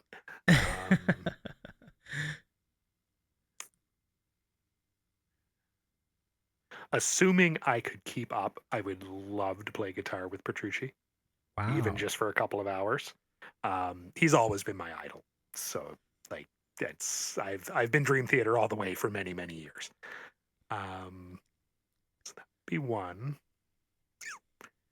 This is a harder question than it sounds because there's so many musicians. Yeah. Smarticus says, dang, nice pick. For sure, for sure. You know what? Any of like the old jazz guys, like who comes to mind? Like I think it's more of a blues, but like the BB King style guitar players, I would love to spend a day with them. Even not necessarily on stage, but just to, learn the way they think. Mm-hmm. Um, let's see. And you know what? I'm going to throw out Weird Al just because it would be hilarious. Oh, hell yeah. Let's go. That's what we're going with. I love it a lot. That's the three we're going with for today. If you ask me tomorrow, there will likely be a different three. And that's honestly cool too. I mean, I think it can always be a mood thing too, So like I feel like it's great. And I mean, I'll tell you, I think everyone would agree. Like I think Weird Al is just as, is right up there with the other two. Like he's really definitely. Like name one musician who has managed to have a fully relevant career for like 40 years. Right. Exactly. It doesn't happen. It doesn't happen. It takes an incredibly talented human to do that. Yeah, absolutely. Mm-hmm. And honestly, no real signs of stopping. He just did like another polka medley this year, like last year. Exactly. Yeah. He's totally here to stay. Like he's not going nowhere. Folks. And he changes with the trends. That's the thing with Weird Al is when the music industry changes, he changes with it. Yeah. And he just keeps doing the parody stuff, and it's perfect. Yeah. Pack your bags, folks. We're going to Weird Al. I mean, exactly. And Weird Al is a wildly underrated musician. Absolutely. Because people just think of him as like making the jokey songs about like, well, it's going to be eat it rather than beat it. There's so much more to it. That part is easy, but now do that for the entirety of the rest of the lyrics and have it still work. Right. It's not as easy as it sounds. No. It's impressive. Amazingly impressive how he's able to do that. And it's just what a career. So yeah, Smarticus says exactly. Yeah, absolutely. I mean, do you perform any Weird Al songs on your channel? I don't, but I should. Yeah. Yeah. I have decided recently to incorporate the entirety of his catalog onto my song list, but mostly for karaoke, just for karaoke, but still. Including Hardware Store? Yes, I will tackle Hardware Store, and that's not easy. It's not easy enough that it's the one song that Weird Al has never performed live. I will. I mean, it's going to be terrible, but I would definitely try it. But you might be surprised at what I do with Albuquerque. Like I've done Albuquerque several times. I've heard you do Albuquerque. I'm pretty sure. I'm proud of that. Yeah. Like, it's a great. Oh yeah, it's good. Yeah, it's so much fun. Makes copious notes over here. Absolutely. Like, I haven't done a music stream in a minute, but when I do, like, please request as many Weird Al songs as you want to, because like I will never get tired of doing them. I do have to kind of like remember some of them because like some of them are harder to remember than others. Like Lame Claim to Fame is a great song, but I don't remember the lyrics a lot. So like it's stuff like that. I'll Sue Ya. I'm really bad at remembering lyrics in general. Yeah. And Weird Al's just, his songs are so complex, like his originals, I should say, or have a lot of complexities to them where you can't just go off of the chord sheets and make it up as you go along. Like you have to remember what he does, like with all these things. Everything You Know Is Wrong is a really good example of that. You just have to memorize all that stuff. Like, but it's great. It's really great. So yeah, I'm with it. Anyone that's a big fan of Weird Al Yankovic, I have a huge extra added respect for that person, including yourself, of course. So, Yeah. No, Weird Al, he's good at what he does. Oh, for sure. End of story. Yeah. Have you seen Weird Al do concerts in person? I have not had the luxury of seeing him in person. No. Yeah. I have seen his concerts recorded. Okay. I haven't had the joy of being at one yet. If he ever comes nearby, we'll be there. I hope he does. I mean, he does go on tour every now. He's got a new tour coming up, so I think that might even include some Canada dates. I'll check. But Yeah, the hardest part of being in Western Canada is that nobody comes here. If we want to see a show, yeah, we've got to fly to Vancouver or Toronto. like it. Yeah, It's they vary unless they're like the most major of major act. They don't hit Calgary. They just don't. yeah, that's fair. That's fair. That's fair. Great stuff, though, folks. Thank you so much for sending in your questions tonight. Really great stuff. We're gonna close the queue tonight because we are now going to embark on a mini preview of the Super Mega Trivia Challenge coming up your way on Thursday night. Now, before we do, I just want to quickly break down a few things. So, Stormin, I want to. Where is it? Over here. Give me a sec here. But first off, let's just make sure that you can get on camera. There you go. So yeah, I just want to mention that we're gonna have two teams of trivia, but tonight we're just gonna have Stormin do this trivia against the chat. And as we do, you're gonna get the opportunity to select your category for the first round or so. We'll go let you do like one round, and then we'll try the final round and see how well you do. Your goal tonight. I'm gonna give you 2 rounds of regular questions. Wait, 2 rounds? No, I'll give you 1 round of regular questions, 1 round of name that tune, and then a final round. Boy. And they'll be worth increasingly more points as we go. So, so the first round will be worth 1 point each. Second round will be worth. Oh yeah, I 2 guess points. I probably do have to hide chat, don't I? Hi, chat Stormin. You wouldn't have to hide chat for the name that tune round though, because that's just going to require you to hear the song and know what it is. But before we do that, let's go to the questions here. Yeah, Scout's honor on hiding the chat too. So let's get to it. So here we go. Let me bring you up over here. I think I'm gonna just. Where is Stormin? I don't see Stormin up here yet. Let me go see if I can find you. Stormin went missing. Let me see. Give me a sec here. I think I'll go bring you back up here. There's Stormin. I gotta bring you up though. 1 sec. This is gonna take some. This is gonna take a bit. Yeah, no worries. No panic. Where did you go? Where'd you go?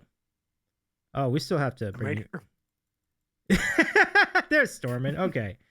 I need to turn off this other thing so that's not so crazy. There we go. So there's the 2 of us. Okay. So Stormin, even though it's oh geez, not that. Okay. No. Trivia is not my strong point, so this is going to be a thing. I can help you with some of it though. So let's see how it goes. Okay. Well, that's pretty much what we got here. So first, before we start, let me give you a chance to select your category. So get over to the game board and take your pick. So here are your choices. Oh boy. A lot of different choices you can select here. This Choices. is wait, this is not the board we want. Let me give you this board instead. Why is it showing you that one? Hold on, let me fix that. I think it's because. There we go. These are the categories. There we go. I got a little confused there for a second there. Okay. Okay. So there are your categories. These are the categories we'll be featuring. We'll be featuring these on if he chooses Weird Al, I swear to buzz. Yeah, careful. I think I changed the thing anyway, so I don't think Weird Al's a category on there. So these are some interesting categories. Oh yeah. Danny. Oh yeah. Oh yeah. Let's go with pizza. Pizza, nice. like All pizza. right. Questions about pizza. 1 point each. Pretty random. Random, but a very gettable category, my friend. All right. Good luck, my friend. These are worth 1 point each. So we'll see how it goes. And let's get to it. Here we go. So,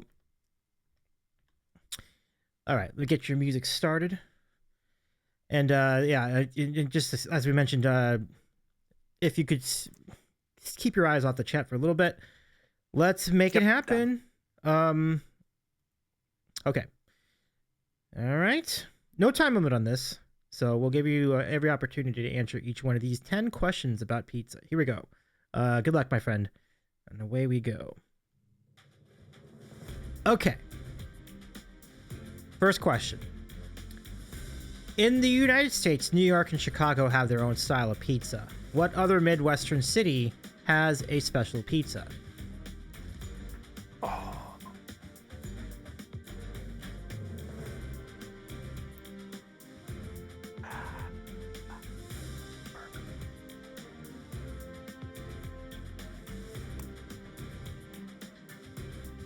I don't know, Davey. It's a Denver, tough. maybe? I don't know.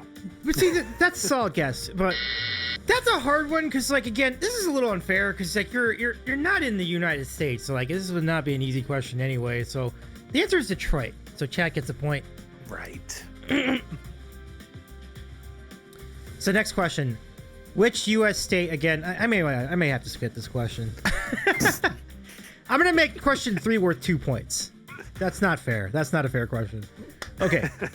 What is the most popular pizza topping? I mean, if we're not counting cheese, I'm going to go with pepperoni. Pepperoni, you're right. 2 points. That you deserve 2 points for that, for sure. Question number 4. What is the most commonly used cheese in pizza? Mozzarella. It is. Very nice. Question number 5. Again, I can't ask this question either. Let me improvise. Okay. I mean, you can try. I might know. I doubt it. Because the question is, what national pizza chain is not only known for pizza but their barbecue chicken salad? I'm gonna pivot this. We're gonna make this a different question. Okay. What is the most well-known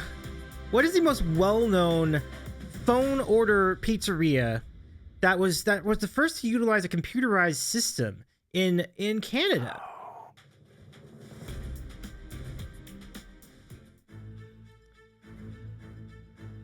And it's particularly. I want to immediately say Little Caesars, but I'm not sure if that's right. Well, Little Caesars was what Canadian company? Let's be more specific. Yeah. It's strictly Canadian? Mm-hmm.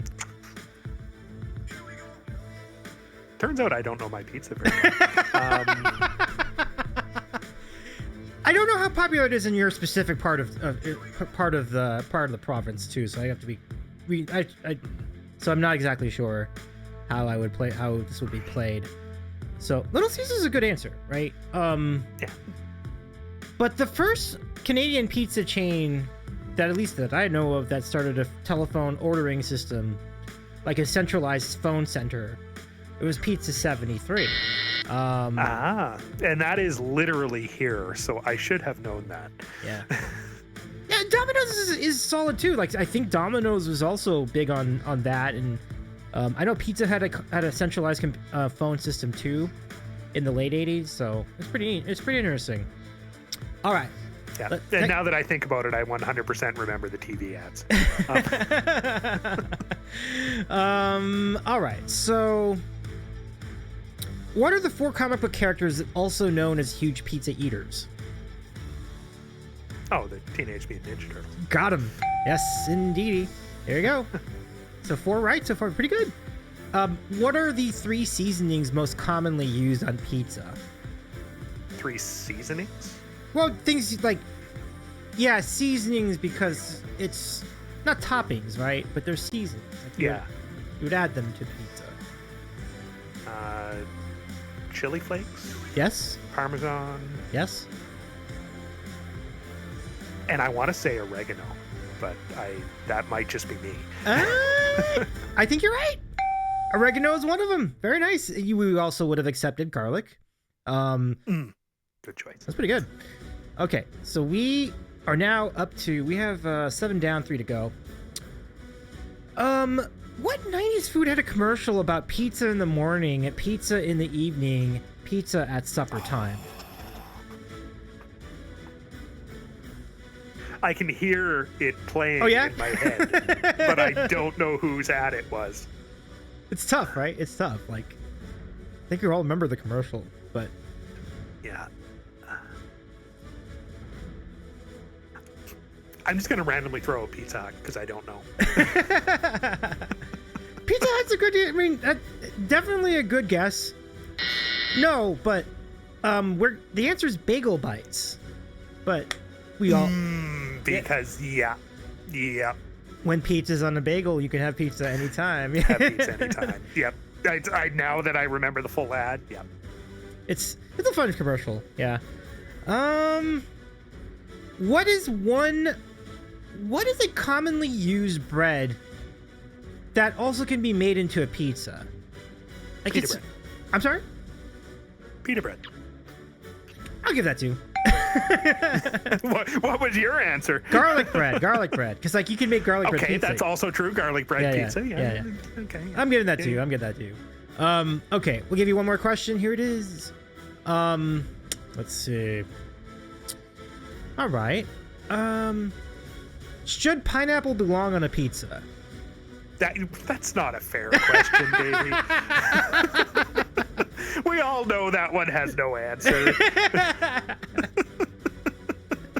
You're just trying to get me in trouble, because no matter which way I answer that, I'm going to be in trouble with half of the people watching.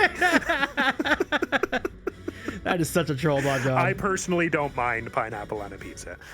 All right, we'll take it. I hope the pushback isn't too strong, though. I mean, we love you, Stormin. King says, or does it, Stormin? And Hoke was not about it. That's funny. But yeah, good start. 7 out of 10 to start. Pretty good. I'm gonna need to revise some of these questions because I think some of them are just unfair. Like, this is just not fair at all. Like, that was just a lot. And I really like Stormin, and then I'm not gonna comment on that. It's not a strong feeling. It's just, if it's there, I will eat it. Rake him over the coals, Davies is magic. Oh my goodness, that's funny. People starting to ride already. Oh my goodness. All right, so Stormin, now I'd like to give you like 10 songs for the name that tune round. I am really bad at these. I'll do my best. But they are worth 2 points. Then the goal is to get to 25. I think you can do it. Here we go. Can you guess the song within 30 seconds? I'm going to give you 30 seconds and you will hear the words. With 30 seconds of the song, maybe. Yeah. See if you can get it within, once you guess it, we can stop the song, but all right. So here I'm going to give you 10 and each one's worth 2 points. Good luck, Stormin. Here's song number 1. Oh, it takes a while to load. Sorry. No worries. All right.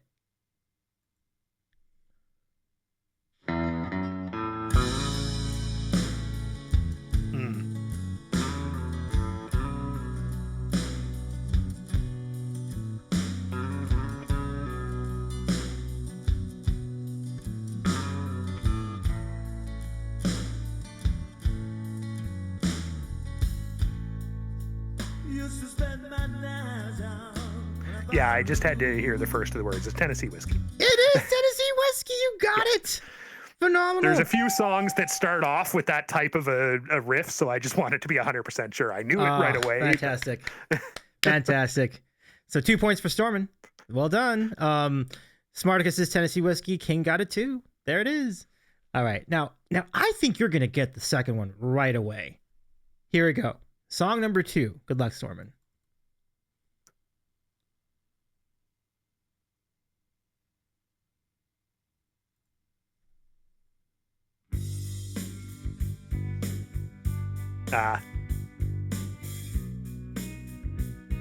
Yeah, it's Creep. Yeah, it is. It's Creep. You got it. I knew you nailed it. You nailed it. I knew it. I give it an extra couple of seconds just to double check myself. The last thing I want to do is jump in too quick and be totally wrong. For sure. All right. Here comes number 3, Stormin. Number 3. Here we go. See if you can get this.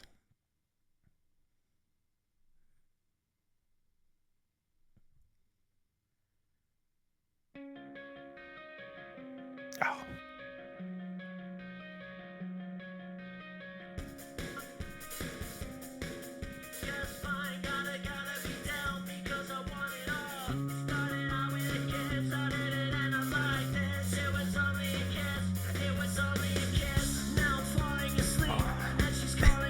It's on my song list.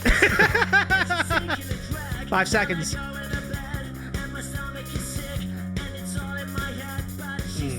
Damn it. I have to stop it.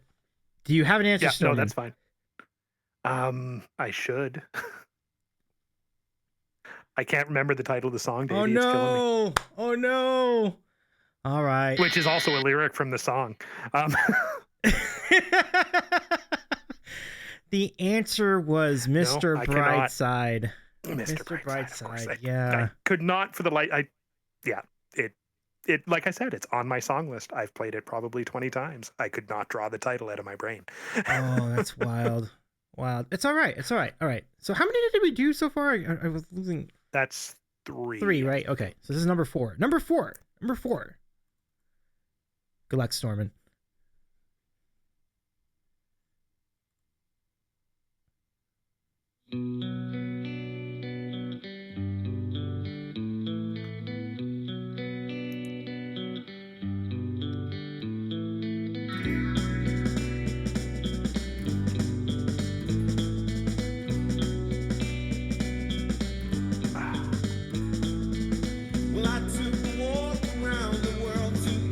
I'm going to say Kryptonite, Davey. It might be the other one, though.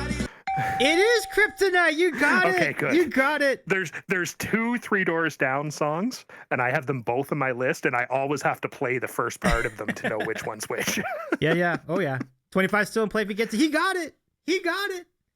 Looking good. Because remember, in the final round, each of these questions are worth, the final round, it's worth 3 points each. So you're doing really great so far. Mm. This is fantastic. So we've done 4 songs, maybe 5 at this point. Yep. All right. 4, I think. 4. Okay. So this is number 5. Do you want to go easy or ultra easy? Well, I'd love to say ultra easy, but whatever you think, Davey. That's. I'm not gonna make it that easy. We'll make I'm it. not going to take points. I'm not going to take points away from myself. We'll just go with easy. We'll do ultra easy for the next one. Okay. But so just for now, we'll just do regular easy. All right, here it comes. Number 5.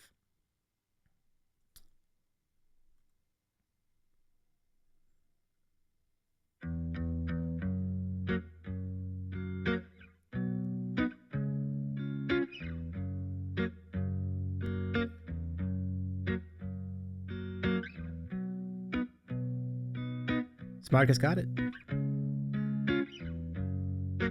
I might not know this one.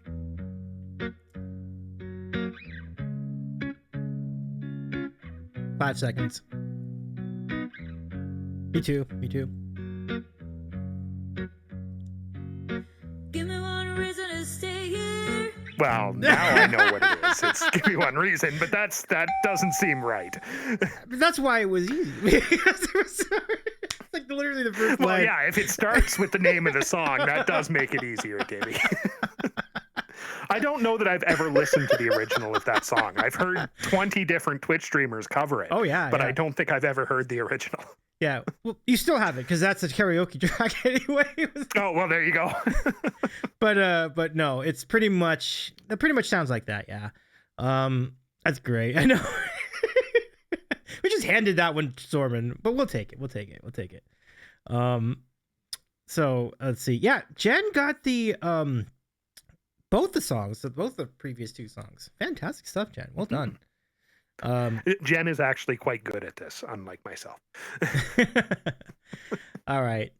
I think this one's so easy. I need to give you only 10 seconds for it, but I'll play it out. We'll see if I'll allow more seconds than that. Let's see what you got here, Stormin. We'll see how long it Number takes. 6.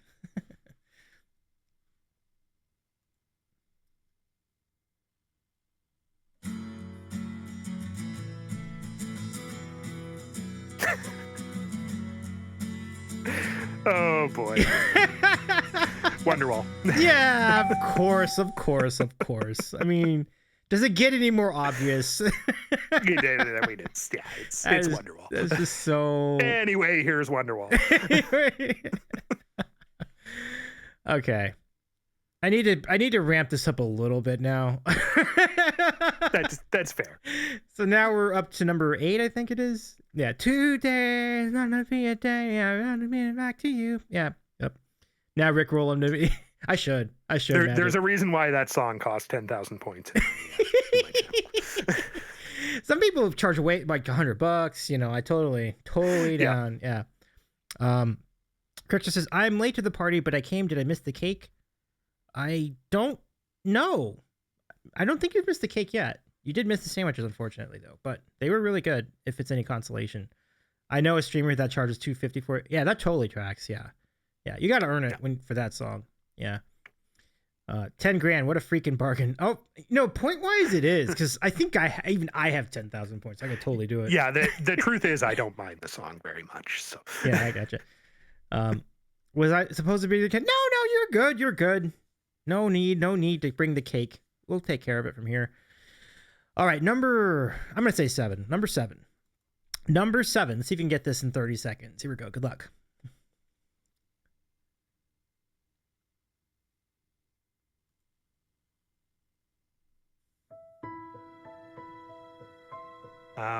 Bring Me Back to Life. Yes, you got it. That's amazing. That's your best guess yet. I followed Evanescence for that. Like, that album was the better part of my early 20s. So yeah, let's go. You weren't going to get me with that one. That's great. That's really great. I'm gonna give you 1 more or 2 more. You're up to 19 points, by the way. So you only need like 3 more points, you only need like 7 more points here to finish this out. Okay, I'm gonna finally give you a pretty tough one. All right, I think this is number 8 or 9. I don't know. Emo Norm. Emo me. Yeah, there was a phase. Yeah, Chris just.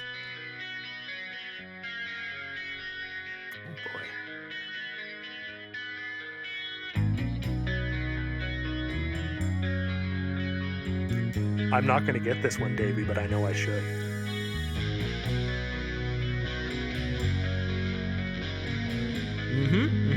You're right. The chat is right. 3 seconds. Mama told me. And that's it. No, I'm going to have to give this one to chat. Oh, wow. Wow. Yeah. Yeah, it was Simple Man by Leonard Skinner, as Hoke correctly guessed in the chat. And Spartacus says, Bring Me to Life. Yeah, I think everybody got that one. And it was such a banger. Amy Lee is a goddess. Oh my gosh, isn't she though? Like, yeah, we were lucky enough to be gifted, Jen and I, free tickets to the Evanescence show here in Calgary, what, 2 months ago? Wow. Something like that. And it was just a stellar show. Let's go. Like, it was so good. I would live for that. That's fantastic. I'm so glad you got to see that in person. What a great what a great group that is. Craig says, I would not have known the name to it, but I could sing the whole thing. Exactly. Like, everybody knows the song. Wake me up. I knew the song. I just couldn't title it for the life of me. Yeah. But God, yeah, lucky for sure. Marcus is lucky. Yeah, definitely. So you did really well. That was so out of the 2 rounds, you've got 19 points. You only need 6. You only need 6 more points to get to 25, which for this round means only 2 guesses. Although we'll let you continue playing through this final round. But let me get that set up for you now. So here we go for the final. Wait, hang on. Let me make sure of this. Okay, hold on. I think this will work. I think I got it. Okay, so for the final round, your mission, if you choose to accept it, is to identify the car that's listed here in the photo. Can you do it for each of these cars? I'm not identify the car. Can you identify the car? Yeah. So let's go over to the board and see if we can get you to look at this. And you are going to get 8 minutes to identify as many cars as you can. And exactly how identified do they need to be? Just give me the name of the model, the model of the car. The make and the model. You may not the year. You don't need to worry about the year. And you may not even need to. I don't need to. If I don't need to worry about the year, I have a chance. I think you have a chance. Indeed. Okay. So good luck, Stormin. You have 8 minutes, and it starts right and 3 points each for each of these questions. You only need to get a couple of these right. So here we go. Mm-hmm. Good luck, Stormin. And the clock will start now. Away we go. Is there a pass option? Yeah, you can Because pass. You can pass. It Pass is looks fine. like a Nissan, but I don't know what. I don't know what the model would be. Let's go pass. Okay. I don't know that. Go pass. Next. Oh, this is tough. Wow. That is tough. This is tough. I'm gonna pass on that one. Okay, too. we'll I pass don't that one know it. too. All right. That one I should know.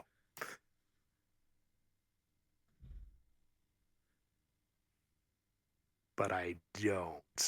Oh, really? Mm. Yeah, I should. I know I should. Like the headlights give it away, but I can't. The brain is not coming up with it. Oh, it's all right. That's right. Well, look. I only need a couple.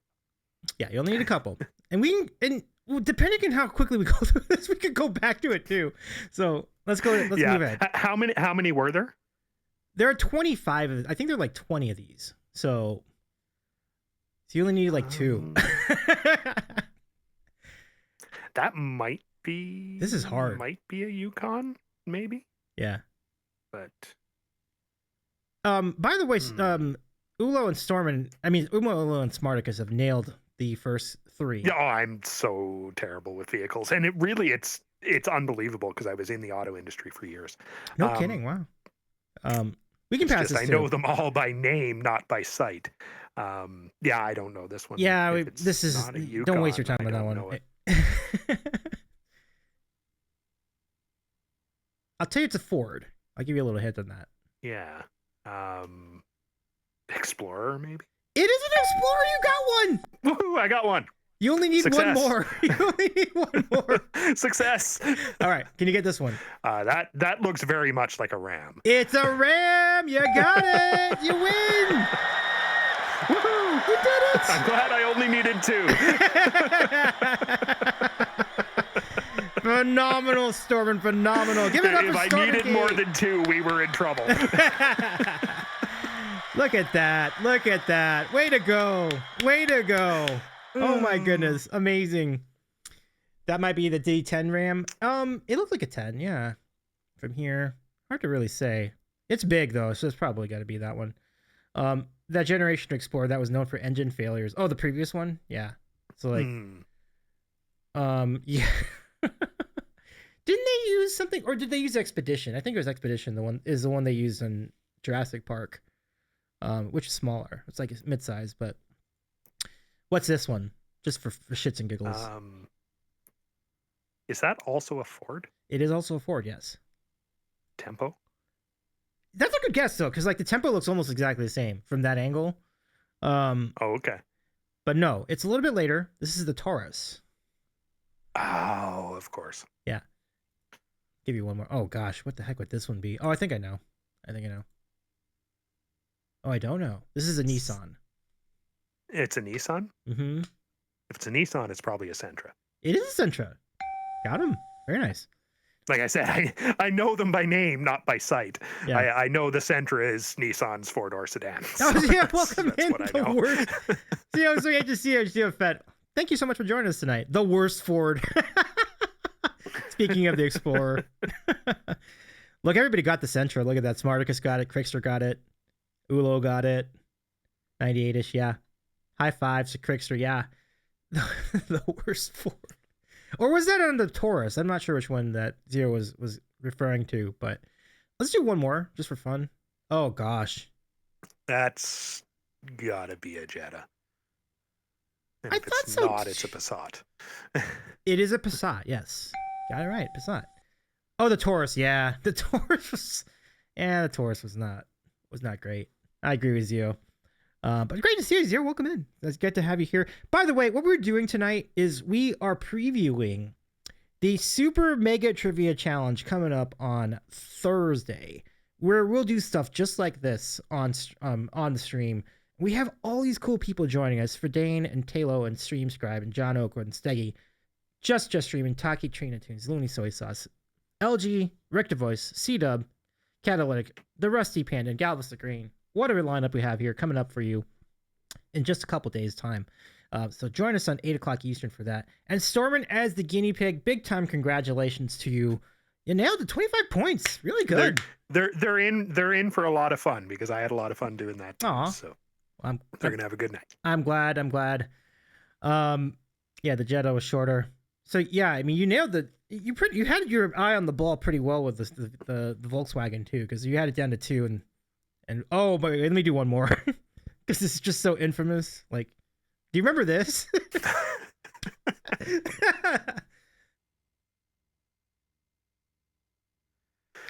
Well, I can never tell the difference. It's either a Caravan Mhm. or a Windstar.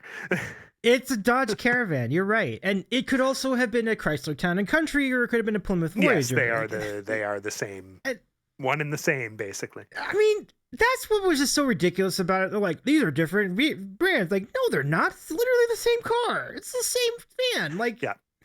You just put a different name just on like it. just like the 90s Ford Ranger and the B2000. The Mhm. Mazda B2000, same vehicle. Same real. parts, same everything. Man, I mean, when I was going through like junior high, these things were everywhere. Yeah. Smarticus' Ford Escape and Mercury Mariner are literally the same. Yeah, exactly. Same SUV. What was the other one? Like there was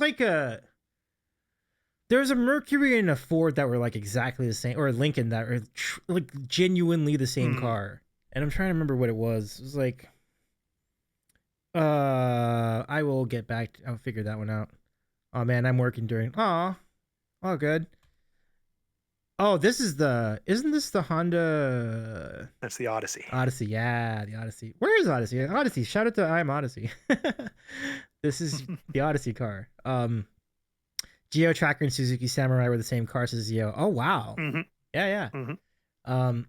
Let's see. How many are we into? This is 11. Let's go through the rest of this. Oh, do you know what this is?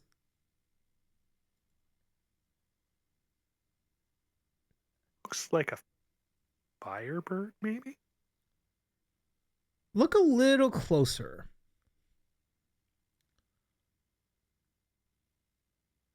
Not sure offhand. If it's not a Firebird, I don't know. If I told you it was a Oh, Chevy, Camaro. could you get it? Yeah, it's Camaro for sure. It's a Camaro, yeah. I remember these early 90s Camaros. So, I thought that they were underrated. Yeah. Camaro new gen. Mm-hmm. Oh, it's mid to late 90s. I'm sorry. I thought it was early. Because I put it in like 93, but maybe it's more like 95, 96, I guess. It's the Chevy version of the Firebird. Absolutely. Because they're like in the 80s, they're like the differences between the Camaro and the Firebird were very similar, right? Like they did look a lot like one another, right? So you actually were on the right track. Might have been early 90s. Okay. Good deal. How about this one? Oh gosh, I remember. Oh boy. I remember the commercials for this. It looks like it's driving into the ground, but other than that, I don't know. That's funny. Dart? No, not a dart. Not a dart, Smarticus. Zio's got it. See if you can get it too. Yeah. Yeah, no, I have no idea. Here, I'm going to give you a hint. Hello. Nope. Didn't register. Okay. I don't remember that. It's a Dodge Neon. And that was their commercial. Like it was, Oh, and it said hi or hello, and that was always their deal. that's right. Those are so ugly. They look like a cross-eyed bug. Sis Quickster. Yeah, they really were. Yeah, they were an odd vehicle. I drove one for a while back in the day. I mean, this is an opinion I've had about these vehicles for a long time. And what I would say is that the 90s had some of the ugliest vehicles of all time. Like this is one of them, right? And I mean, I remember the Aerostar was part of that in the beginning of the decade. And Oh boy. yeah. Speaking of which, speaking of ugly car, oh my gosh, what is that one? We just had. Oh my lord.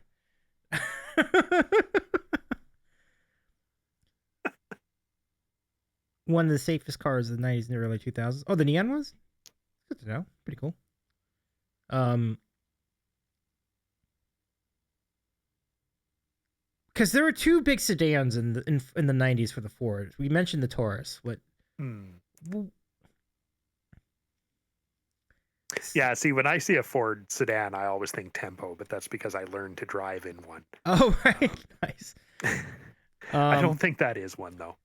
Let me go back.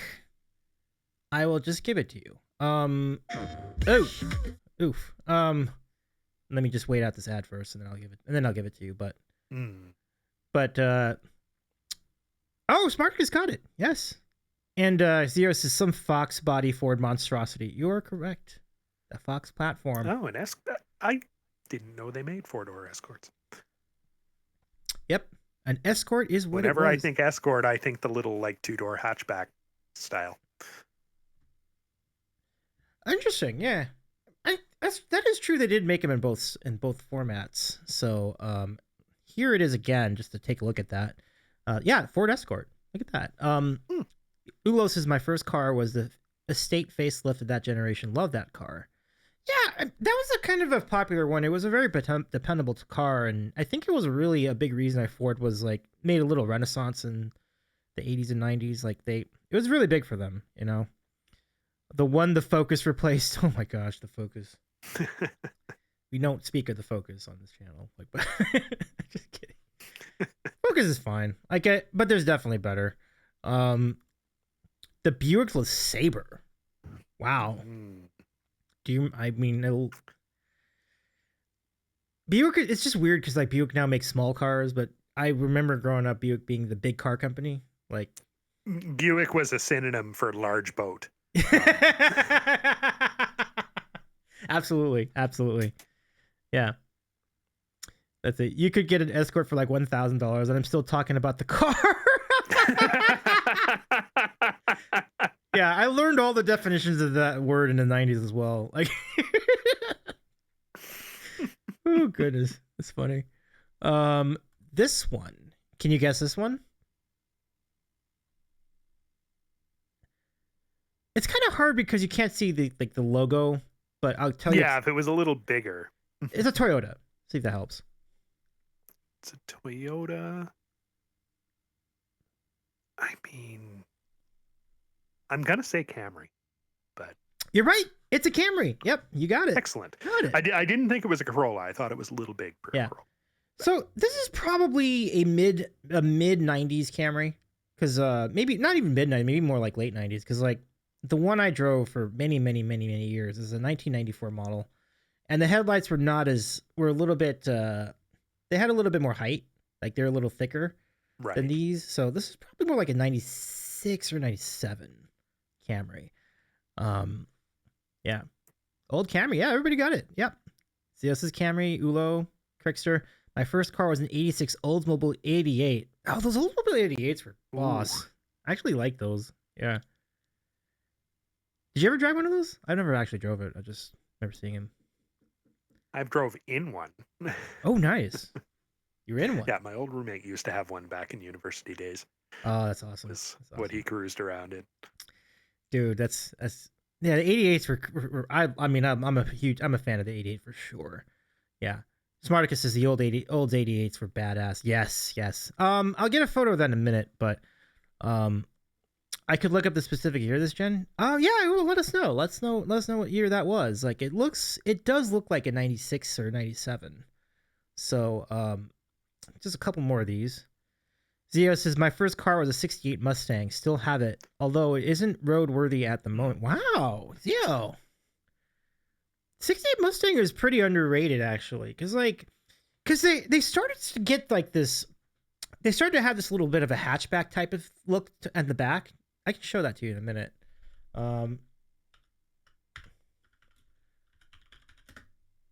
They actually look. Oh no, I'm sorry. They hadn't quite moved to that yet. I guess that was a little later, but they were kind of moving. But it was kind of working in that direction for the most part. A 68 Mustang looked a little bit like this, because as they sloped the back of it more and more as things moved along. So if I show it to you here, this is what that looked like. So here's the 60. Yeah, there you go. Look at that. Nice. Yeah. And that's a My cousin rebuilt one of those back in the day from the ground up, like, I don't know, 10 years ago or so. look at that. Like, I love how they slope the back more in the latter Mhm. 60s. Like that is really nice. Like you can see it there. Ooh, look at that engine. Ooh. They did a good job restoring this one. Look at this. Yeah, I see that. Like that's cool. Fastback Mustangs, yeah. Oh, it's 92 96. Okay. Thank you, Will. For the Toyota. Yeah. Mine was a coupe, but my dad has a 67 fastback. Oh, nice. Yeah. You need to find the green one. Yeah. Look at those interiors. Yeah. Good stuff. Okay, let me see. Back to what we were looking at though. Not that one. There we go. Oh, okay. So next, well, you can imagine if that was a Camry, what would this be?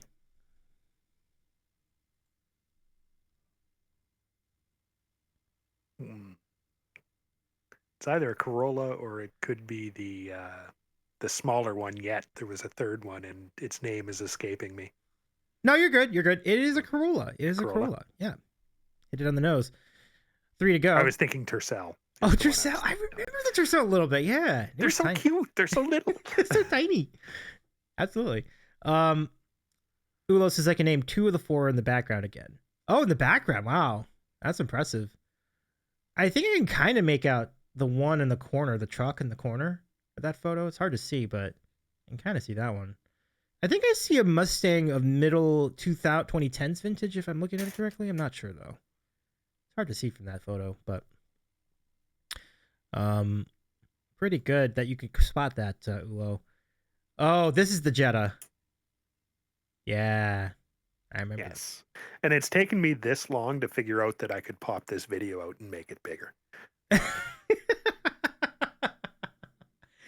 Well, I mean, I don't have it in the I haven't this is not the biggest. Like I could blow this up as well, but Well, I had it in like a little like corner window in my Discord. Oh, no way. Okay, I see what you mean. Well, that's pretty good that if you're only watching it on a postage stamp sized like screen. Like you did a pretty good job considering that. Ford Econoline is a truck van and the far right was a Chrysler. Let's go back to that. Let's go see. Yeah, that's definitely right on the Ford. I totally see that. The far right is a Chrysler. That's hard to see. Pretty good. Even blown up, that's hard to see. Yeah. Okay, 2 to go. What was this one? Oh, okay. I think I got it. I think I got it. I mean, the answer is like right above the photo. You can't. I cut it off, but I also guessed. Yeah.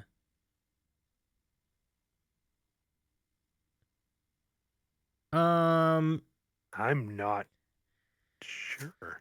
Ulos is Prelude. Zeos is Acura. Spartacus is Prelude or Maxima. Yeah, it definitely looks like an Acura, right? But very close answer.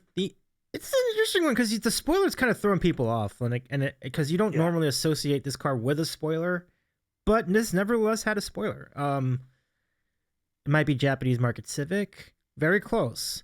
This is an Accord, which again, like, I don't normally see it with a spoiler, but this one had one. That's rather fascinating, isn't it? Mm-hmm. So yeah, I can see. Yeah, this looks like a Japanese market one too. If you look at the license plate, it looks like it's a different country's license plate because 4-door. Yeah, high speed variant. Interesting, Magic. Interesting. All right, so last one. Mid-late 90s Accord had a spoiler. I totally. Yeah, we had one at work that had a spoiler on it. That is so interesting. I never even realized that. Yeah, I mean, it was also even more weird because it was one of the few 4-door Accords with a manual transmission. Apparently, they're super rare. I have seen. Oh, I see what you're saying. It's not rare for an Accord to have a manual transmission. It is rare for a 4-door Accord. 4-door. Yeah, that would be rare. Yeah. I've always wanted to drive like one of the 2-door ones though, like, because Mhm. it would be a fun car to drive, honestly. Like, and you wouldn't have to worry as much about it because it's not that expensive of a car, or it wasn't back then. I think you'll get this one. Well, I mean, sure looks like a Mustang to me. Yeah, it sure but- is. It's a Mustang. You got it. The spoiler kind of gives that away, or not the spoiler, but the logo on the front. Yeah. Yeah. Davey revealing the age of all the players on Thursday. Yeah, I know, right? Because these are all 90s cars. Like, these are all 90s cars for sure. Like, we are not using this for Thursday, though. This is just for tonight. I didn't want to give away the whole game. So, like, we're going to use a completely different category for the final round. But it will play out very much like this. So it'll be a slideshow. And people will buzz in and try to guess. Yeah. So, yeah. Ulo says, if I could afford a car collection, I'd have a number of that generation Hondas, Acuras. You know, it's wild. I'd say because they were fast, that you could make them fast, and they were so dependable. Like, that's a great investment by Ulo. Lotus Elises for me. Nice. yeah, I've always loved those two, Smarticus. Yeah. You don't see too many of them here, but Yeah. they're real nice. Yeah. I'm glad you had a good feel for the cars, though. That was really cool. Like, I didn't know how well this would play out, but I'm glad to see you got a good, and you only needed 2 anyway, so like that worked out pretty well. I'm glad I only needed 2. Absolutely. Magic says I was mocking the spoiler. Oh, that was sarcasm. I gotcha. Spoiler alert. Some had spoilers. Absolutely, Crickster. Nailed it. Boom. Going 100%. Yeah, I was just like looking at cars and it said ugly cars. I'm like, yeah, it just happened to be from the 90s. No, I'm just kidding. It was specifically a 90s automobiles category. Yeah, these are great choices. Late 90s Lotus Elise. I wonder what that looks like. Mm-hmm. It looks amazing. Sleek. Sleek is quite right. Like, this is rather remarkable. It looks kind of like this. Let me see if this, I mean, I don't know what year this is, but I can go we can just show this on camera or on screen for a second here. Ooh, nice. Oh my goodness. Oh, what a, all right. Wow. Yeah, I'm all about this one. Good call. Yep. So nice. Yeah. You know, Stormin, I had a like really big car phase when I was really into cars, like looking up cars, studying cars, and, you know, getting to know cars, researching cars. And I really wanted to like get a really cool car. I got a pretty cool car, you know, in the end of that. But it's just funny that the pandemic kind of took me off of that. I'm just not worried about cars at all when I couldn't go anywhere for like a year. Yeah. What did you even need one for, really? So that permanently got me off of my car enthusiasm days, which is too bad because like I didn't. It was a fun time for a while. Let's see. Rain says, but 80s, 90s Porsches, 90s Mercs, and a bunch of front-wheel drive, 4-wheel drive 90s sports cars would be the highlight of my collection. Yeah. Porsches were cool. Like, I think I did kind of have a lot of respect. I think I did find the pre-2000s Porsches really charming because of the way they kind of were like a really, really cool version of like if you kind of like morphed the what is it, the Volkswagen Beetle, and just like stretched it out. Like, I'm not sure if I'm describing this very well, but I just loved like the sharp the curves on it. It's pretty good. Crickster says, whenever I say that at work, people have no clue what I'm talking about. I am old. Wait, what are we talking about here? Like Crickster was talking about, I cannot hear Ford Focus and not think of when you, wait, hold on. When you bought one, you got Dell computer, a Focus, and a Dell? Wait, hold on. Ford Focus. When you bought one, you got Dell computer, a Focus, and a Dell. Oh, interesting. Okay, I gotcha. At least would it be the most modern car I would have unless I could have a 2015-ish Europa. Oh man, the exotic cars. I mean, they are unbelievable. Um, if you could, like, I think we already did this question, Stormin, but like, if you had like unlimited money, like, what kind of car would you get if you could have all the money in the world? Unlimited money? Yeah. Unlimited, I'd probably have a Bugatti. Wow, let's go. That's an amazing choice. Amazing choice. Yeah, if money is no object, any day. But let's be realistic here. That's not going to happen. That's a great choice. That's a great choice. Yeah. Let's see. 80, 90s Porsches. Can you drive stick? I imagine at this point you can. I can, yes. Yeah. My car is Good a stick. Good deal. Let's see. That car is faceless because of praying mantis. Oh yeah, the Lotus. Well, I think that's why. Was that why it was called Lotus? Maybe because you know sometimes they're shaped, they're styled like creatures. You know. But I just remember what I remember about Dell is like the dude you're getting a Dell guy, and I don't remember what this deal was later. I think something happened to him, but I love praying mantis is nice. The commercial it repeated a Focus and Adele over and over. Oh, I didn't know that. I don't know why I forgot about that. That's wild. I have a vague memory of seeing that, but it was so long ago. Interesting. It's not fresh. Ulo, this is wild. Ulo says, I learned to drive in a 924. Could you imagine learning how to drive in a Porsche 924? Yeah. What a fabulous way to learn how to drive. Holy cow. Like, Lotus Europas weren't exactly exotic. I had it for about 200. Oh, it only had 200 horsepower? But then again, sometimes the horsepower is not the single defining factor of how good a car can fly, right?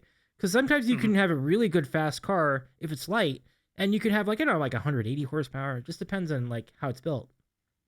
So, like, I tend to find horsepower to be pretty overrated in that regard. Like, you could have like 800 horsepower, but the car is like a tank. But, well, I mean, it'll go fast, but you know. Yeah. It'll go fast, but heaven forbid you have to turn. Yeah, I'm very anti-Dom Toretto in that regard. Like, I want a car that'll move. Like, I want, like, you know, give me like, what do we call it?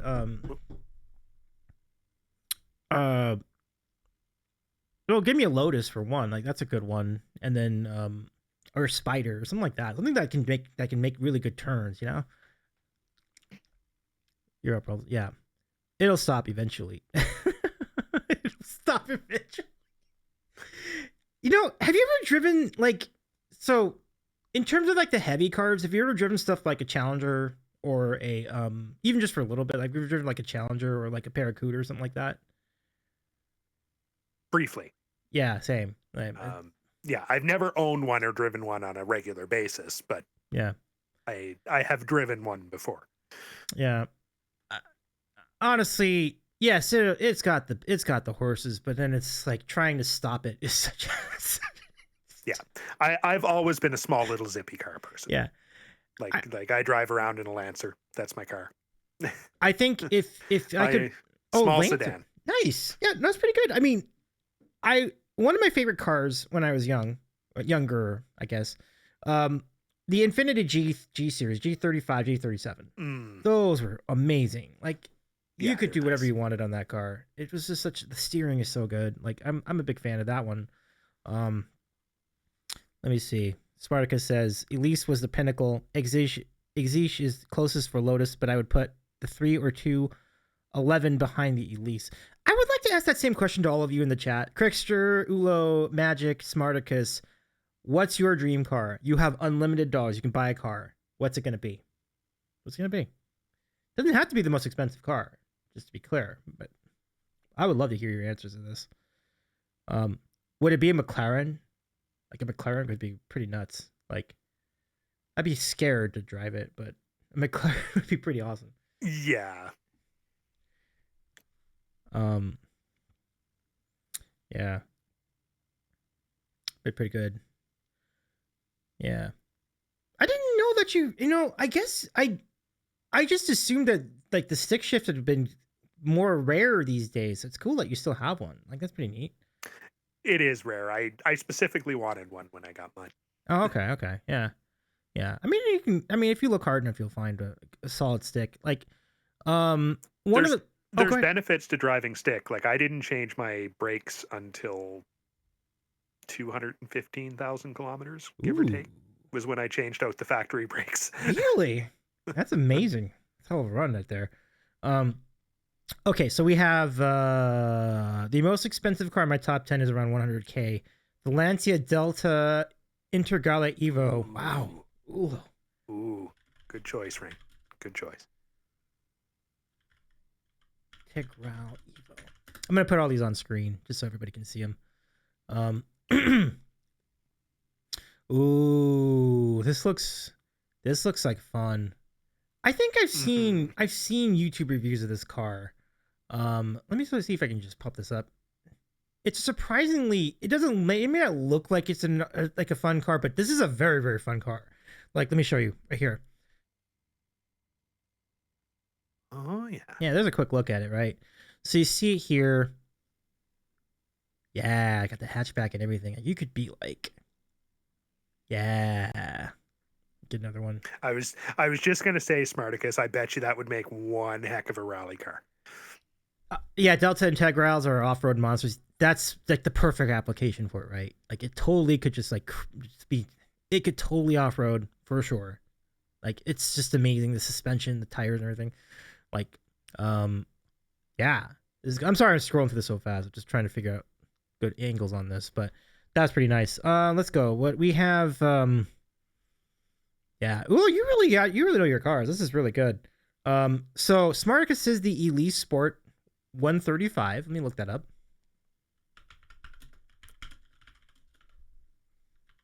Put that on screen too. Yeah. Does anybody have a vote for the NSX, like the Acura NSX? I'd love to hear.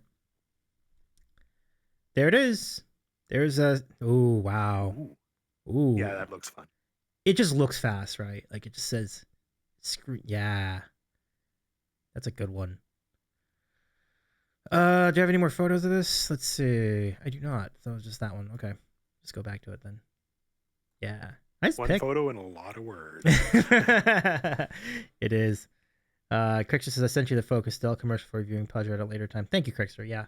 I have to. I'm not right. So I'll give that a look when I can. Proper pronunciation is Lancia. Oh, is it Italian? Lancia? Got you. I would not have known that either. Yeah. Magic says, I have no idea. I'm old and falling apart. I need a nice SUV. I drive a Hyundai Kona, so maybe a Tucson hybrid. I dream small. Hey, fair. No shame in that, though. Like, a really good, stylish, comfortable vehicle, I think. Sounds pretty sweet to me, too.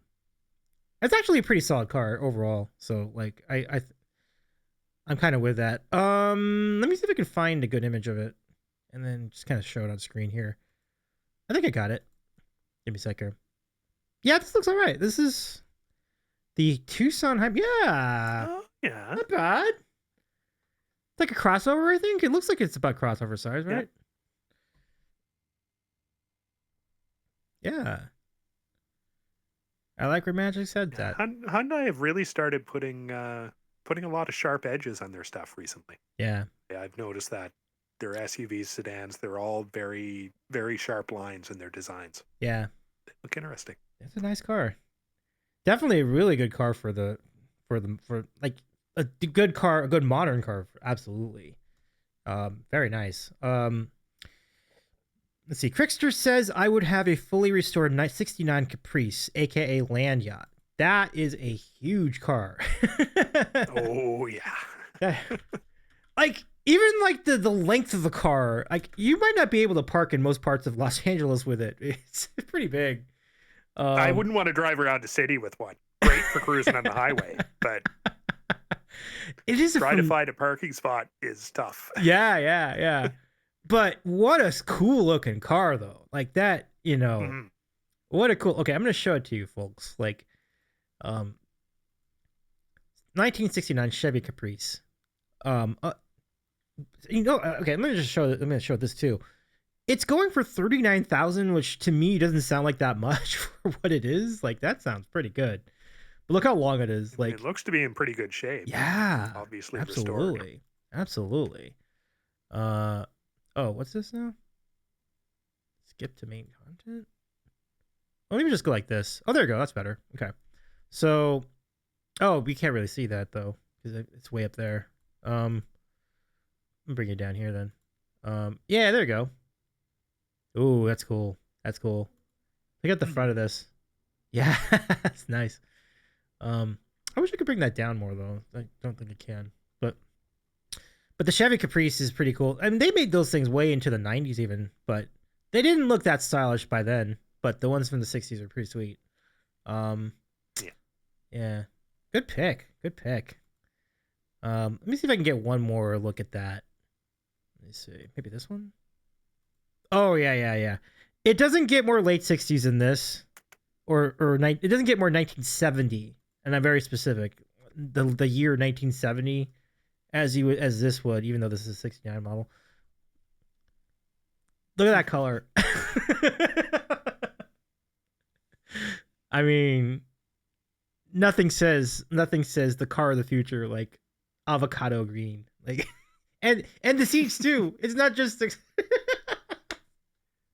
and that color is making a comeback. I've seen it in some really? relatively new models too. Oh, yeah. Oh my God. I don't personally like it. I think it looks awful. But it looks okay on an older car like this, but the newer ones they're putting it on, it doesn't work with them at all. It's not great when your car reminds you of a refrigerator. It's like, this looks like a refrigerator. Like, it just doesn't look like a car. Okay. You know, I guess for people who want that car, you do you. But it is about the design of the car overall is really, really sweet. Like, it's a really cool car. Like, that red one was like, I was all about the red one. Let me see. Ulo says the Delta Integralis off-road monsters. It was the best rally car in the history of rallies, says Ulo. 6 world championships in a row. The first, that is awesome. Yeah, what a great legacy. The 98 model specifically was featured in Gran Turismo. Does anyone have any votes for the IS 300, the Lexus IS 300? Like, one of the most yeah, Lexus. that car can move. It's a good one. Let's see. First gen NSX is an acceptable Japanese entrant. Yeah, so that's, I think, I'm trying to remember if that was Acura or if that was Nissan, but oh, it was a Honda. I'm sorry. Okay. Oh, wow. Or is it? Well, I'm a little. Oh, I see. So it was Honda. It was NSX was a Honda in Japan, but it's a but it was a Acura in the States. Okay. Oh, interesting. Absolutely. Yeah, definitely. Pretty interesting, right? But I remember how flat they were. It's kind of, here's a pretty good look at it. Yeah. Oh yeah, this I'm into it. Here we go. Take a look. Back when you could still have the flip up headlights, and yeah, look how sleek it was. It seemed like most of the time that you would get it in, like, I think black was a popular color for that car in that era. Pretty good. Smarticus says, "Oh, okay, right on. No worries, King. Hopefully, your internet will pop back into play a little bit later." Ulos's last bit on the Delta, up until the late 90s, it was considered to be the fastest car in the world on a back road. That's no small feat to do that on a back road. Wow. So let's see. Marcus says, my dad has a Triumph TR6. That's the same model year as his first car. Sweet. My great-grandfather's was more olive green, says Crickster. Now that's wild. And a soft top. Let's go. First gen was Honda before they spun off Acura. Oh, okay. So I see how that works. Yeah, the jet black with bolt yellow for the NSX. Amazing. Who Whew. Okay, be right back. Okay, great. But Stormin, thank you for this, letting us go on that journey of cars. Like, it was really, Yeah, for sure. No worries. it's a fun one. Huh?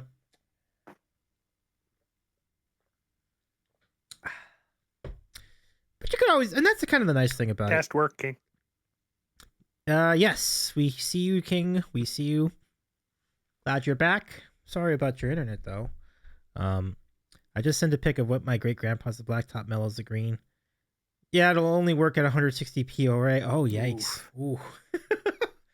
I didn't know that was an actual resolution on Twitch, but yeah, that actually is a choice. It exists.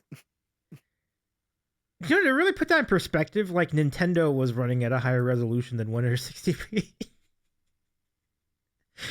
It's like I've been known to make use of 160p when I'm on like mobile data and I'm trying to just like listen in and just vaguely watch something while I'm doing something else. I'll use 160p because on a phone screen it's not that big a deal. But yeah, saves data. it does. It does. These cars are really going to look great at 160p. That's fantastic, Trickster. Let me see. What are we looking over here? I don't know where the photo Trickster put up is. I don't see it up on my Discord, but if you could put that on Discord, then we can show it on screen. But no obligation, of course. Okay, I will check that too. 1 second. I see the commercial. I do not see the car. Oh, okay, still sending. Okay, great. So yeah, so now we will get to see the olive green car in its full glory. I'm told.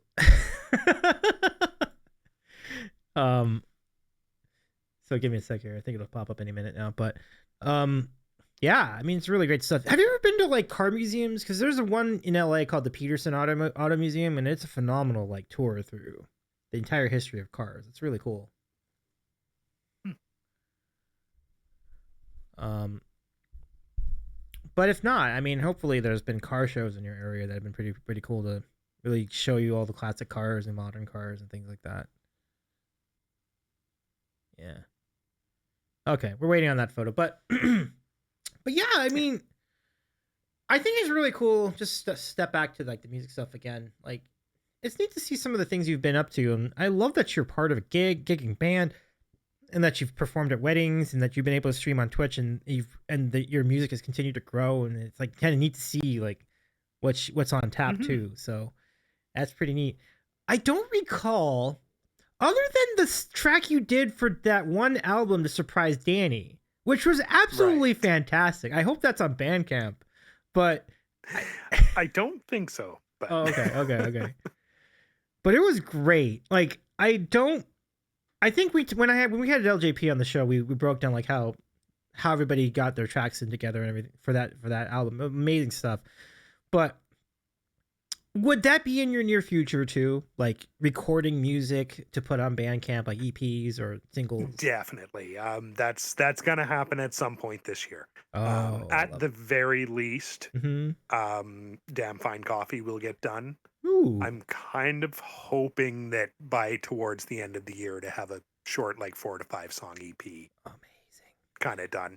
It'll almost certainly be self-produced. I definitely don't have the budget for studio time, but I've got what I need here to get something I mean, presentable done. So am I to assume that Damn Fine Coffee would maintain the acoustic vibe that you use on stream? it would be very similar to what's on stream. What's the backing track on stream right now is mostly just strings and some light piano. Okay. And that's what I'm hearing from it as well. Oh, so no, that's great. I don't see that one changing too much. The addition of a bit of drums, which it doesn't have currently. Okay. Yeah. Not confirmed and guaranteed, just hopefully. Sandwich Show exclusive Stormin EP in 2025 confirmed and guaranteed. Guaranteed is strong. Yeah, that's a strong word there. Hold on a minute.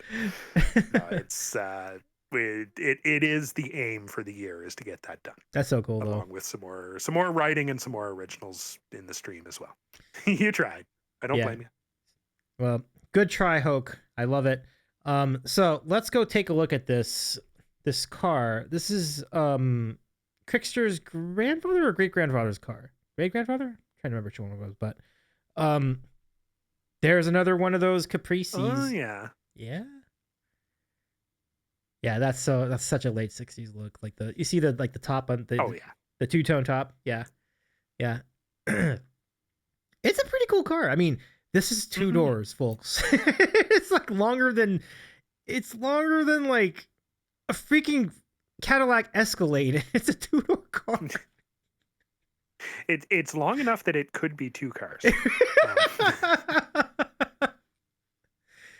Oh my goodness. Yeah. This era of cars run parallel for their car length. It was something else. But it's lovely. It's lovely. I mean, I would definitely love to drive this even just once. Just have a resort on wheels, basically. Like, it's such an amazing experience, I gotta think. The black makes the green acceptable. Perfect for cruising, says Smarticus. Yeah. That's the absolute best application. Just go down the boulevard or in the drive along the beach, something like that. And you got the tires of like the little white trim. That's so nice. Can confirm 8 children fit in the trunk. That trunk has got to be something else. Oh my gosh. You can fit like an entire drum kit in the jack of the truck. Hey, that's handy. That is handy, for sure. For sure. I think the longest door for a 2-door car might be a Renault Aventime. Wow. Those doors were heavy as shit, though. Like, here's the thing. Like, doors like that big, I've tried to open one on a handful of occasions. I'm scared because if you open it too fast, you could really take someone out with just a door. It's very, very precarious when you have a door that heavy. 4 adults across front and back, not legally, of course. But what's always interesting about cars like that is like depending on how the seat were arranged, if they had a bench seat in the front, which is kind of like such an anachronism. Like, I don't even know why they did it, but back in those days, you could actually have like 3 or 4 people in the front of the car because the seat went all the way across. But I don't think it's a very practical design.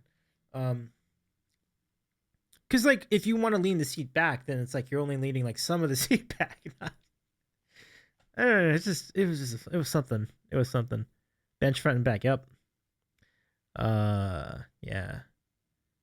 When you were young, were you in cars like that? Like, did your family drive cars like that? Like, I'm trying to think how far back we're looking at here. Because that's really far back. That's even way further back than even when I grew up, you know. Let me see. I'm certain that I was in one as a kid. Okay, yeah. I don't know that my family directly owned one, but I'm certain that I had driven in one. Yeah, I mean, when I was extremely young, I'm sure it might have been I was in cars, but maybe just not one this big, you know what I mean? Like, I know that there were some cars that had like kind of the similar layout. Especially the 2 doors, because the 2 doors would have like the bench in the front, and then you'd have like all this room in the back to like just do whatever. Yes, my dad drove it after my great grandfather died. Oh, that's cool. I hope that lasted a long time, Crickster. Hoax's sources say that when it was fully extended, you could see mountaintops, but not the road. Visibility is the big thing to talk about too. And one reason I don't really want to drive a Camaro is because you can't see out of it. Like, I test drove it once or twice. I was like, yeah, I can't see anything in this car. See, talk about the lift kit. Oh, okay, right on. Yeah. Very fun on the frozen road on the way to Big Bear in the snow. My dad did donuts in it. It's wow. Your dad did donuts in it? That's kind of nuts. But yeah, Stormin, great stuff. Sorry for rambling so much. I'm sorry towards the end of that. Oh, hey, no worries. Yeah. No worries. But I'm looking forward to seeing what you're up to. Tell us a little bit about what your stream schedule is right now. You mentioned the Saturdays. Like, is that a regular thing for you? Cool. Saturday is a regular thing. So right now, basically we have 2 guaranteed streams every week. We do Wednesday nights, 7 p.m. Mountain Time. So that's 9 p.m. Eastern. And then we do Saturday mornings, well, afternoons for most people, but mornings at 11 a.m. Mountain Time and 1 p.m. Eastern Time. Mhm. And that those are the two main streams. We're hoping to add a few more here and there, but I haven't quite figured out where to slot them in yet.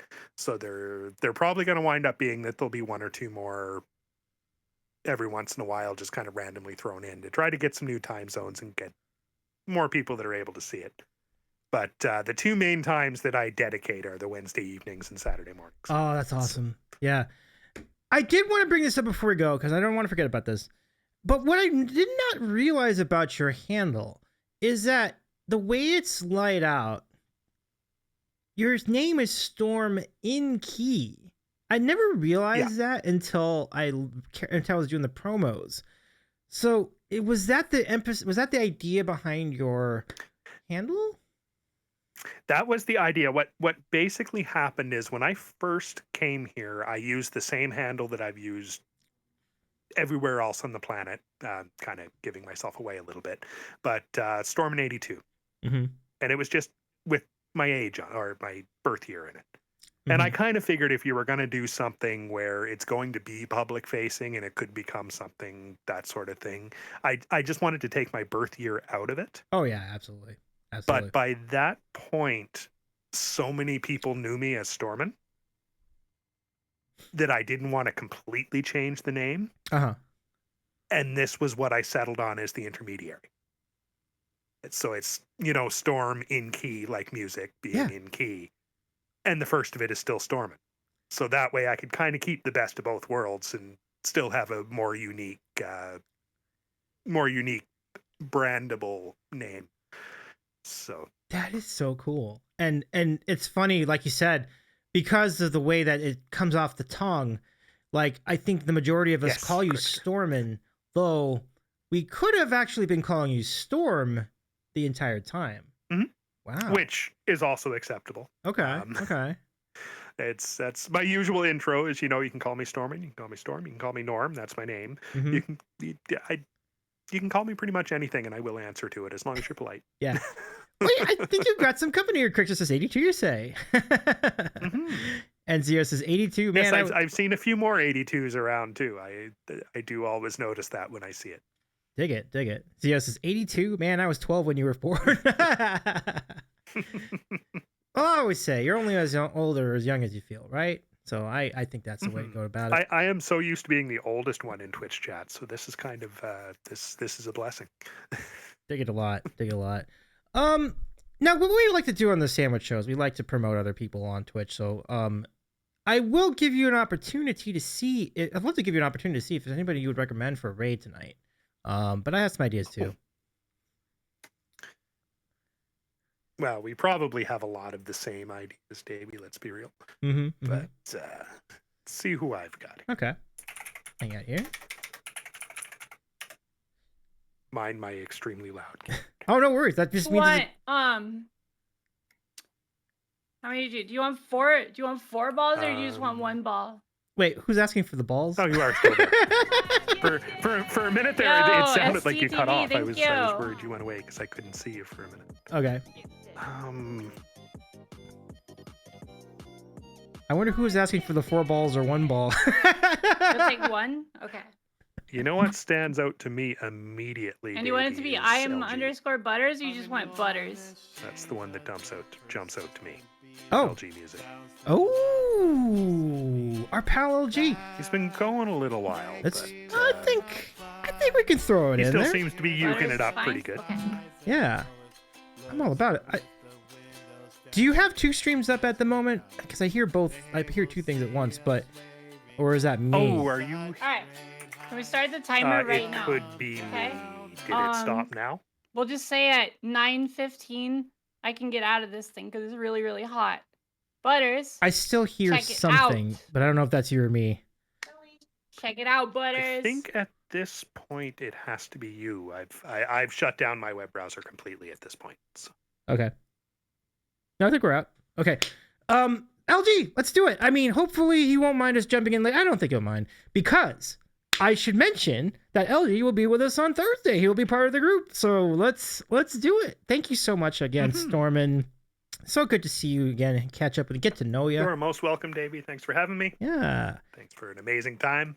Thank you to everybody in their chat for hanging out with us too. Smarticus and Crickster and Zio and all the rest who were here with us throughout the evening. Ulo too, of course. And then also thank you to Jomsy for the raid. It's great to hang out with Jomsy for a little bit tonight as well. And just a reminder, if you missed any part of this interview, you can catch the replay here on Twitch or over on YouTube the next day. So thanks again for everybody. Yeah. And sorry, Mr. Jerk. No worries. And thank you, Smarticus. This is a fun time. Thanks. Rain says, thanks for the great stream, Davey, Storm, and everyone. Thank you so much, everybody. Let's start the raid to the LG music. Good to see you guys. Yeah, it's great to see you. And again, we're back here on Thursday night, 8 o'clock Eastern, with the Super Mega Trivia Challenge. And Stormin, phenomenal job on trivia tonight. That was great. Thank you. Happy to help you test that out. It's going to be a lot of fun for those guys. It was a lot of fun for me. Dig it. All right, here we go. We're going to start the raid. Y'all, thank you so much. Be well. We'll see you at LG. Make sure to follow LG when you get there. Really great vibes. Cozy acoustic, very similar to Stormin. You won't regret it. We'll see you there. Good night, everybody. Thank you so much. We'll see you back on Thursday. Thank you, Stormin. See you there. Bye.